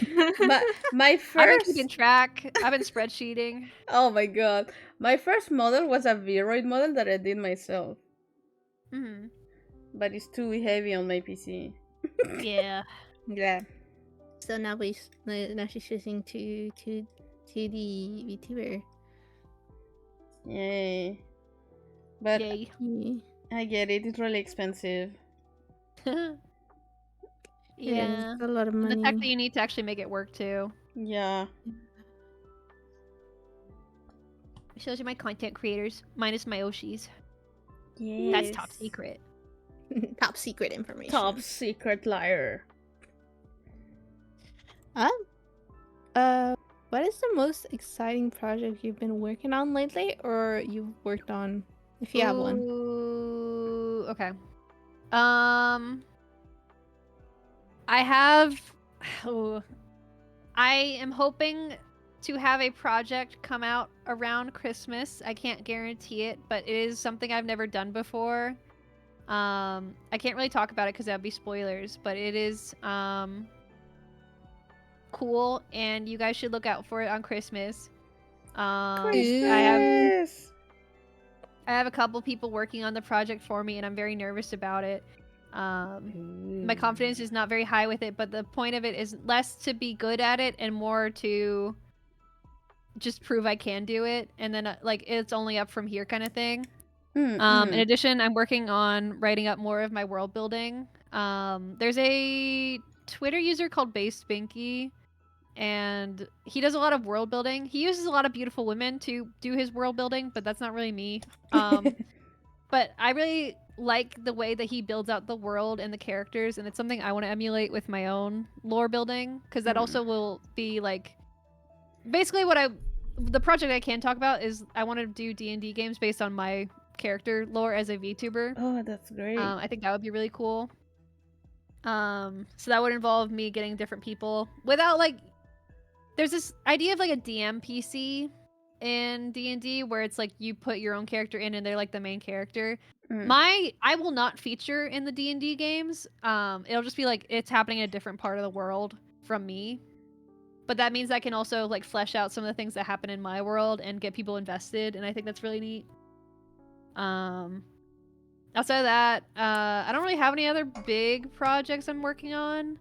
I would like to run more of those big games like we did with Crab Game. Yes. But that's a matter of like figuring out what game to do and how to advertise it. And do I want to do Crab Game again, or do I want to find another game where I can have a bunch of people play? Yeah. I think doing a competition would be cool at some point, but I don't know how to set that up, and I don't really have the funds to, you know, make a prize for it. But that's something to think about too. I think that's it though. I'm kind of like building. I think the biggest project I was doing was the debut, because that required like the lore video and setting up like the different assets. All the overlays, your model. Yeah. Everything. I've been wanting to make a video talking about the process of doing that. I just I'm gonna blame my disease. I had the opportunity to do a lot of cool stuff on the weekend. Well, not cool stuff, but like I had a lot of time to do work, but I was just so dead from disease that I could not do anything that I wanted to do. Wait for the disease to go. I feel a little bit better. You guys cured me. Oh my gosh. Yay! Oh, Yay. Or it might be the Wait. sinus rinse that I did right before this. Maybe. maybe. Or the spaceship trying to take you. Yeah, maybe it gets rid of the symptoms. Yep. That's new. Usually it doesn't do that. Yeah. Wow, finally something good. Yeah, I'm gonna add that to the side effects of the spaceship. Yep. I'm glad I could help. You're a perfect test subject. Well, I don't know if I like that title. For jokes. But so then this is the last favorite thing question. What is your favorite type of music? I cracked my knuckles. Let me pull out my debut slides. I wrote this She's down. ready for this. I wanted to make sure my debut went off without a hitch and people got a really good idea of who I am. And I think that includes music, because I love music, and the fact that some people can exist without music stresses me out. I mean, My deaf genres. people. Well, yeah, there's that, but also some people just don't listen to music. Like, they just don't want to. And I'm like, do you just listen to silence? I have tinnitus, so that's part of the issue too. But my genres that I listen to is math rock, mainly instrumental, Midwest emo, mainly instrumental, breakcore, generally What? indie music. Breakcore. Breakcore. It's also kind of related to celestial core, I think. I'm not 100% sure. Okay. I like shoegaze, shoegaze. And in general, I like sad girl music, because I'm a sad girl in a sad little world. For artists, I like both. I mainly have JP and English artists that I like. For JP, I really like Millie, Mili. I think that's how you spell it. Okay. She does music mainly in English, I think, but Oh, she's like a that's JP rare. artist, or Chinese, I think. I don't know exactly. But she has very whimsical music, even though if it's really depressing. I really like Myth and Royd, which is much more a rock sound. One of my dreams one day would be really cool. If I could cover a Hiroyuki Sawano song, I'd like to sing that one day. That'd be really cool. Or an Ado song. Ado something. Ado's so Yeah, cool. I can never match Ado's music, but you know, it'd be cool to pretend. And then for Western artists, I really like Fall Out Boy. I like Paramore. I grew up with them. My sad girl music is Mitski. I don't really listen to Mitski as much. Mitski! I like Biba Doobie. Yeah, I like I love them. I like Gigi Perez. This is a newer one, but everything I've heard from her I really like. I really like Good Kid. I went to see them in concert one time. That was pretty neat. I have some of their merch.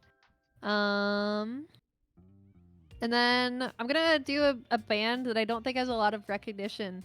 They're called Boys Go to Jupiter. They only have a couple songs. I love I don't the know name. how new they are. Yeah, they're really good. I really like them. They kind of have more of like a theatrical sound in some ways. I really like that. I also really like musicals. My top two are... They have very different feelings, but I think they have the same core message in the way. I really like The Great Comet of 1812. And then I really like the musical for Amelie, which is based on the French movie Amelie. But I like the West End production. The Broadway version is kind of doo-doo. No offense. I watched a video you sent the other time. It's really good. Yeah. Oh, bless you. That's my lightning round. Damn. I mean, you love a lot of things, and it's really nice. You know what you love. Yeah. There's definitely some things where I definitely know I don't like it. But I think in terms of music, I think I'm pretty open to most things. It's just like some things I know I tend to like more often than others. Hmm. I'm just a really likable gal. That's good. Really good. Let me see. If money wasn't a factor, what would you do with your time? VTuber. I Also love travel. I would do travel vlogs. I would travel the world. I would do D&D a lot more. I'd probably be a lot more open to talking to people because it's like I'd have more opportunities to talk to people. Yeah. I would take language classes. I'd probably go to Japan and do language school, to be honest.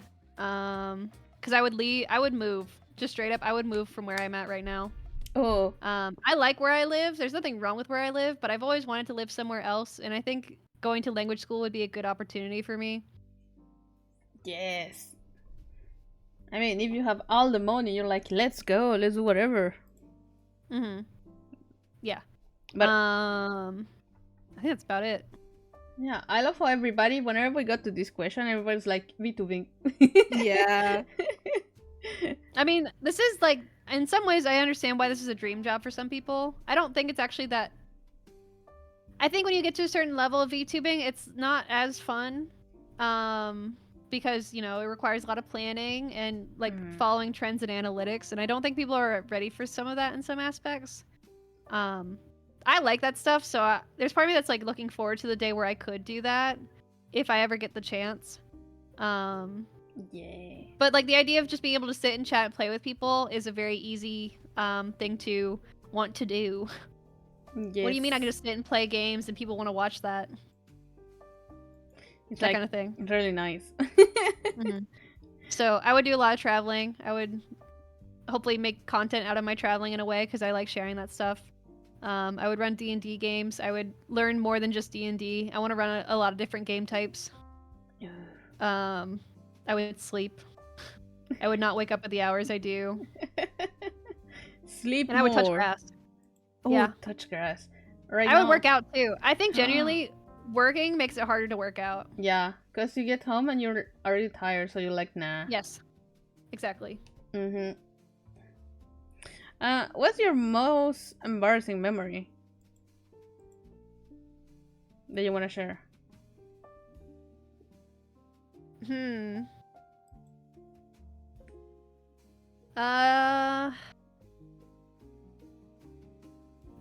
See, I can think of some that I'm not ready to share. I get it.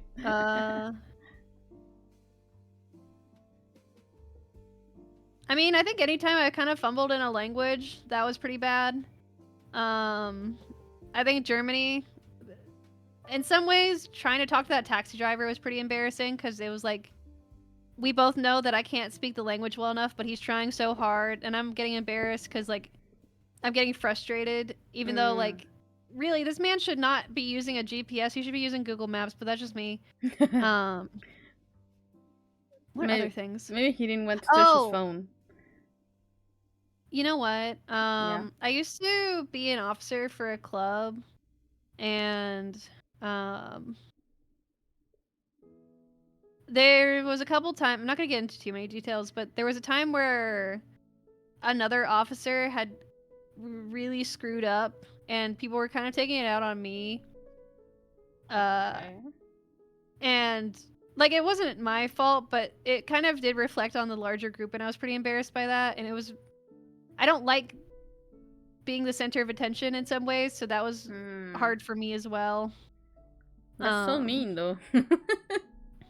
Yeah, I didn't like the way that the people who brought it to me handled it was one of the big things. It's just like, I don't like being yelled at. Yeah. Being yelled at is rough. I mean, if So you... anytime I've cried in front of people was pretty embarrassing. Oh, yeah. That's mean. Mean people. Yeah. Ew. Who's the most influential person in your life? Can be anybody. The Oshi.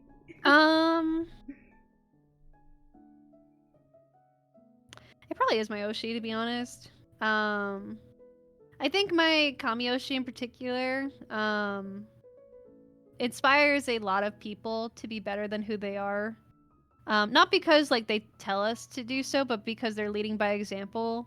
And I think the way that they go about their life is really inspiring. Even if they don't share a lot, but just the way that they approach life is really inspiring. It makes me want to work harder. In some ways, I've become more, what's the word? Inspired to do better at this VTubing thing because I want to match them in a way.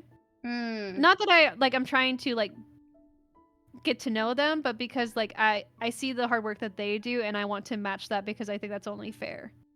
Okay.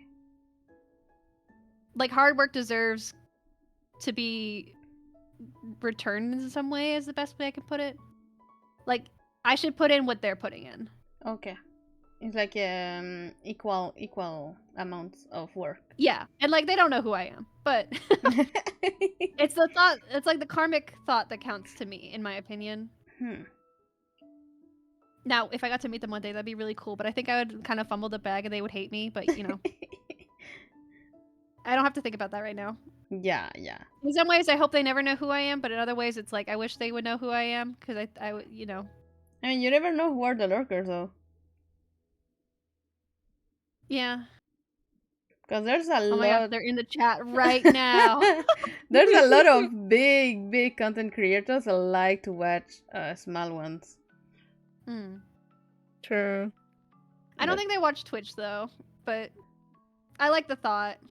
I've sometimes fantasized about like, oh, you know, they're just like don't say anything, but they're watching over me and my journey, blah blah blah. This is not realistic because they're very busy, but I think it's fun. I like to be the Lulu sometimes. That's alright. The Lulu is the solution. It's nice sometimes. Sometimes. Not every time. Being healthily parasocial is very important. Yeah. Yeah. Sometimes. That's what sometimes. Not every day, not every time of the day. Sometimes, you know? Yeah. What do you wish you knew before starting VTubing? Be okay with spending money. I wanted to do everything by myself, and that included overlays and the model and like everything about it. And I should have just been like, okay, I need someone to like make my model, and I need someone to make a good design that is appealing, and I need a good microphone. I'm not gonna be like, oh, I wish I knew how to talk better, because I think that's a skill that you kind of need to learn while streaming anyway. Yeah. But I think being okay with reaching out to people is a very important skill, and I wish I had had that sooner, because maybe I would have met people sooner. Yeah, it's so difficult at the start. Yeah. I was always like double guessing everything, and I was like, oh my god. Yeah. Also, be willing to make content that is not streaming, because streaming is not going to help you grow. It's going to be the content you make off of streaming. Yeah.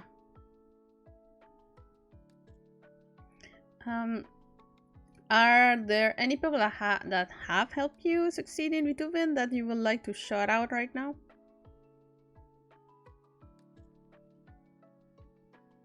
May the Ray doesn't really... I mean, I have some overlap with her community, but I think she's been fun to talk to and kind of been like a good rock for me to like kind of push myself to match. I'm nowhere near her follower count. Like, she is an artist and she has this sort of magnetism that I wish I had. Shout out May the Ray. There's something very bright and inviting about her that I wish I could emulate in my own way. I know we're very different people, and I don't like... I wanted to know that like this is a friendly rivalry, like fully on my part. This is not something that she knows. I think that'd be really embarrassing if she's watching right now. But I want to match her, and I want to feel like I'm like equal to her in some ways. I feel like I am. Like I'm not like feeling inferior to her, but it's like It's like a sports rivalry, you know. Mm. And then in addition, Maki is my editor, but also more than that, he is my friend, and I mainly come to him as my co-working buddy, and he helps me get through a lot of stuff. He once called me his big sister, and I held on to that. Aw, Aww. that's so nice. And now I will use that over his head if I ever feel like I need something from him. Do it for your sister. Yeah. Although I would never call myself that. That feels a little weird. Yeah, but that's so sweet. That is really sweet. Yeah, together we are multi-level marketing, or men loving men, or MLM. That's the little group name. MLM, let's go.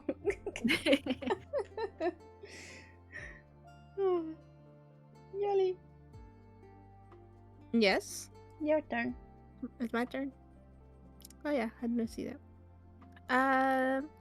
Now some questions still about VTubing. What are your top strategies for success for VTubing? Yes, I great. mentioned a little bit earlier. You cannot expect to just stream and then have people show up. In the during COVID, I think a lot of people just blew up because everyone was on Twitch and not a lot of people were VTubers because the barrier to entry was a lot higher. So they were able to just get by with just streaming. Now I think VTubers in general need to have like a content strategy outside of just streaming. For me, that's like, I've noticed people like when I just yap about things and it's not like stream clips. So making like scripted shorts is a good thing. Having a niche besides just like variety is always gonna be better than just being a variety streamer. So that's why I'm like, I need to do D&D and TTRPGs because that's my niche. And there's also this idea I've thought of for a while where the VTubing space is not getting bigger. In some ways, it is growing smaller. I think if VTubing wants to succeed, it can't just be about VTubing. It needs to be like a streamer who is also a VTuber, and that means expanding into different niches like D&D or like RPGs or like singing or things like that. Yeah, it's like a one-man show. Yeah, you need to like specialize in something. People will come for the personality later. Well, they show up because you fit the niche. They stay because they like your personality. Yeah, like they did with your rebrand. Yeah, there are parts of me that's like, I wish it had done better. Like my debut, I think had a decent number of people, but not a lot of people stayed. And that's okay. No one's expected to. And like a debut is used to see if you will get along with someone in a way. I wish more people had stayed, and that's okay. I will get more people later. Yeah. It's Surely. in the long run. Yeah. Yeah.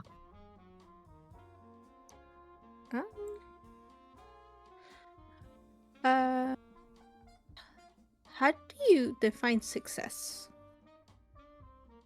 I think if you can start a conversation about something, whether that's like during chat or like off of chat, I think that is the key success thing I've noticed. At least to me. I really what's the word?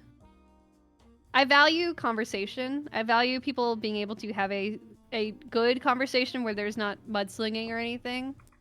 So if you're able to like dissect a scene during like a game, or if like you are having like a normal conversation about like a normal argument about something, but like it's not like a serious argument, it's just like a silly one on stream. I like when people yap. I have a lot of lurkers and I totally respect that, but if I can get you to come out of lurking to yap at me, I think that's a pretty good sign of success. And also if you can like generate a conversation on social media, that's pretty good. Or even if like someone just posts in your tag, for example. Like I have an art tag and I've had 2 people put something in it, and both times I was like, this is the best day of my life. So stuff like that. I love when people do fan art. Yeah. You're like, oh yeah, my it's god. so cute. It's so cute. Like you do art about me for free. That is, I think, the highest like compliment you can have is if an artist like looks at you and is like, I want to draw you. or like write fan fiction about you, or just like make anything about you. Yes. Even if it's like a pencil sketch. It could be the most Yeah. doo-doo art in the world, but if you did it with a pencil and your own heart, I will love that. For example, Yes. I remember because I also do sometimes streams on TikTok, and usually you get like younger audiences on TikTok, right? So I Yeah. was like streaming Undertale, and there was like younger audience that like two of them drew me like fan art, and it was like the cutest thing ever. Oh. How do you like TikTok streaming? It's fun. It's sure that you, or if you're looking for a more mature audience, it's not gonna be for you. Hmm. And there are a lot of trolls, but I find that it's pretty fun because it reaches out to more people than Twitch. I didn't get the Yeah. same experience, sadly. Oh, was it bad? Yeah, I was playing Cozy Organizer. And, I was organizing things and everything. And I got banned like 3 times in 30 minutes. That's crazy. How? I don't know how that 'Cause happened to you because it didn't I, happen I to me. think the AI saw the coins and it thought it was gambling. Oh, she was gambling. Yeah. Yeah, and I Yeah, stopped. that's. I've considered doing like shorts slash TikTok streaming, but I just need to find the right game for it. Is my main thing. Yeah. Because I know it's a some different games, audience. yeah, there's Yeah. some game. I feel like because I was playing Undertale, so it's like there's an audience on TikTok for Undertale, so I was like, Mhm. might as well play it. I mean, TikTok, you have to go for the niche, After that game, I tried The Sims. Mhm. And there was a lot of people that would play The Sims. Yeah. Yeah. Yeah, it just reaches more out than Twitch, Yeah. and if people like your content, when they stick around, like every time that I do streams back on there. Again, like I have like those like 5 people that come back and they're like, "Hi." Mhm. I will consider it. Yeah, It you have to just try it. scares me. I mean, I'm scared of you. You have to try it. To be honest, I Yeah. think it's everybody's experience with TikTok live streams are different. Mm. It's more chill than Twitch, though. Yeah, it is. Good to know. You might see me on TikTok soon.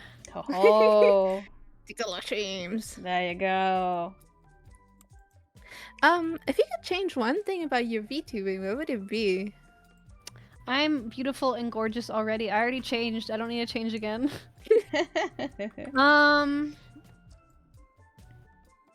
I have ideas for alternate outfits, but those are kind of a secret for now. I just think that doing like traditional European style clothing would be really cool to do one day Oh, as like that an would be alternate nice. outfit.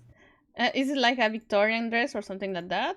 Or No, not Victorian, just like more like still like fantasy medieval.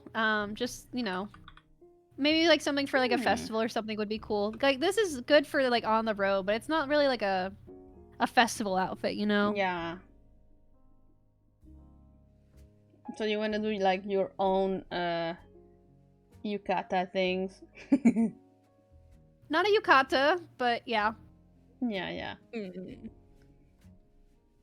And how is your brand different from other YouTubers? How is my what different? Brand. I heard brain and brand. You guys said two different things. Brand.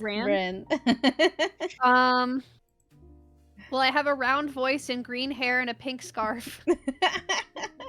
Fair enough. Really unique. I think for me, the thing that I've always kind of felt different from like more standard girl VTubers is they tend to lean more into their femininity, and I think that's something that's really cool. I've just never really been able to do that myself. I've struggled with female friendships for when I was younger a lot. It's gotten better now. But I think femininity to me has always been a little rough. I feel you. I don't wear makeup. I'm not really fashionable. Things like that. Like more stereotypical like feminine things. So for me, I like being just like a cool, like I am a girl, right? But I'm not like, I'm not like other girls, but I hate using that term. I'm a different kind of girl, and that's okay. You're not that girl. Yeah. Yeah, I want to get be cool. I want to be cool. I'm a cool girl it. Yeah.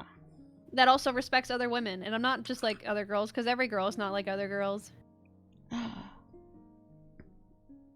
Mic drop. Do you have any advice for those that are interested in VTubing? Use a free model. Use free asset. Yes. I've seen people talk about this, and I'm gonna beat this over the head. You need to decide if you like streaming and content creation before you decide if you want to be a VTuber. Because VTubing is kind of a high barrier to entry, even like though there are free options. If you want to make your own brand, you need to be willing to commit to it. I have seen stories of VTuber mamas talking about how they made this really gorgeous model, but that it'll never see the light of day because the other person decided they don't like content creation. Oh, that's so sad. So you need to know if you are comfortable doing streaming and doing videos. And you need to know why you're doing those things. Like if it's a hobby, that's one thing and you don't expect to get money. But you need to know that if you like doing it in the first place. So start free, and then if you decide you want to like commit to it, that's when you can put money towards a debut. And you don't even need to do a debut. You can just decide one day, like, yeah, I look like this now. Yeah. Mm-hmm. I never my did a take. debut. Yeah. Well, I have to do one.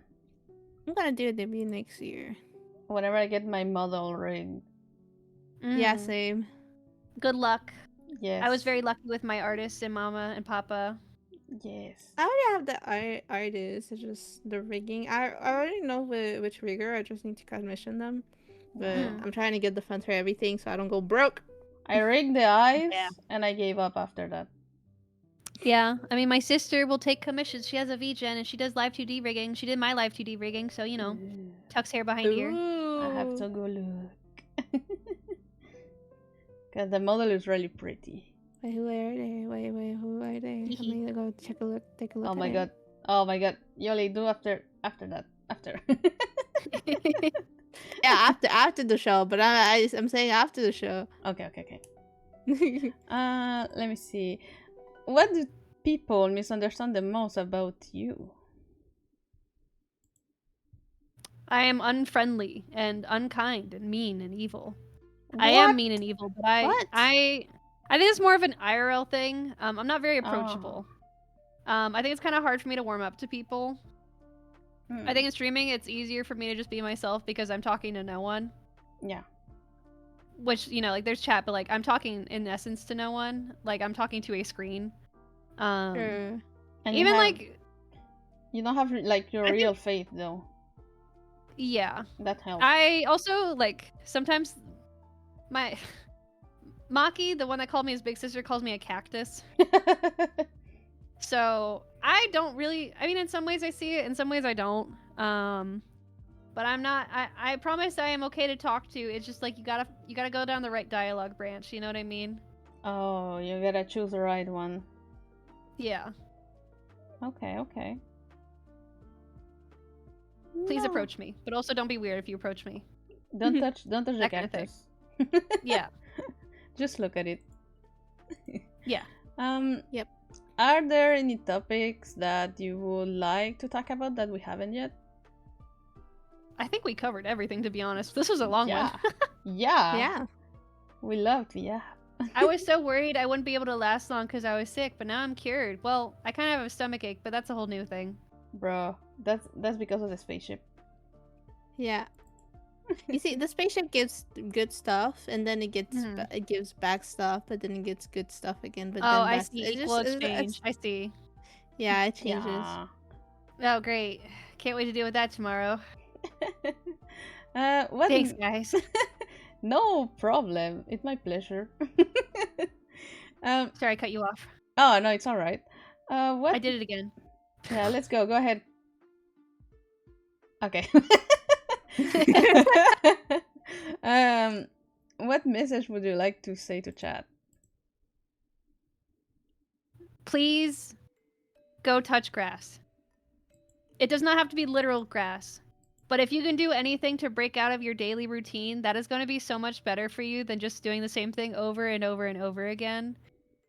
It's more important that you go and live your life, even if it's like changing it in small ways rather than sticking to a routine, and you'll suddenly realize that it's been 20 years, you've been doing the same thing for 20 years. And it goes fast if you don't Life realize. is too short to have a routine. Yeah. Exactly. Routine sucks, but I love my routine. Yeah. Make every day blow up, and then act like you don't know nobody. Big confidence. I mean, and a real note, like, it's okay to have a routine, but make sure you break it every now and then so you remember that you are a real living person and not like a corporate drone. Yeah, a robot. Yeah. Robot doing the same thing over and over again. Also, Yeah. like and subscribe to Vayli and Zylali. Ah, thank Or you. Zlali. I don't know how you want me to pronounce that. I'm sorry. No, you can just say Yoli. I just told everybody Yoli. to say Yoli. Yeah. Like and Yeah. subscribe to Yoli. Yay! Where can we find you? If you are here on Twitch, you'll see that on the stream together, it has my name right there. I am on Twitch, at Lyre LYR3. I am on TikTok at LYR3_VT. I am on YouTube at LYR3_VT. I'm on Twitter at LYR3_VT. And on Blue Sky, I'm at LYR3.bluesky.social. I also have a Discord, but I'm not going to promote that here because it's not my place. But if you go to my socials, you'll find the link to my Discord. Yeah. Yes. So I'm gonna put every single link on the YouTube Lord. video after. So no worries. I'm gonna go I find can that. just give you the card link. That has a short version of everything. You can send Oh. it, Yeah, so you don't have I'll to make it click easier. like 30 times. Yeah, If you could send me the link to the YouTube VOD, I would appreciate it. Yes, whatever. Normally I upload the whole thing and I do a thumbnail after. Okay. Yeah, Just just let me make know sure whenever. you. Yes. So that was Liar, and that's our last for this season. Thank you so much for being Thank you here. for having me. I'm Yes. honored. I'm so proud. I remember you guys were D&D characters, and now you're fully fleshed VTubers. Yay! We come a long way. Yeah. Mhm. And Thank you for running the talk show. yay! I'm so happy that you wanted to come. Yeah. I was honored. What? I would love to be here. I love yapping. We talked for almost 4 hours. Yes. Yeah. I think you're like our top you're second longest stream? Second or third? Second or third, yeah.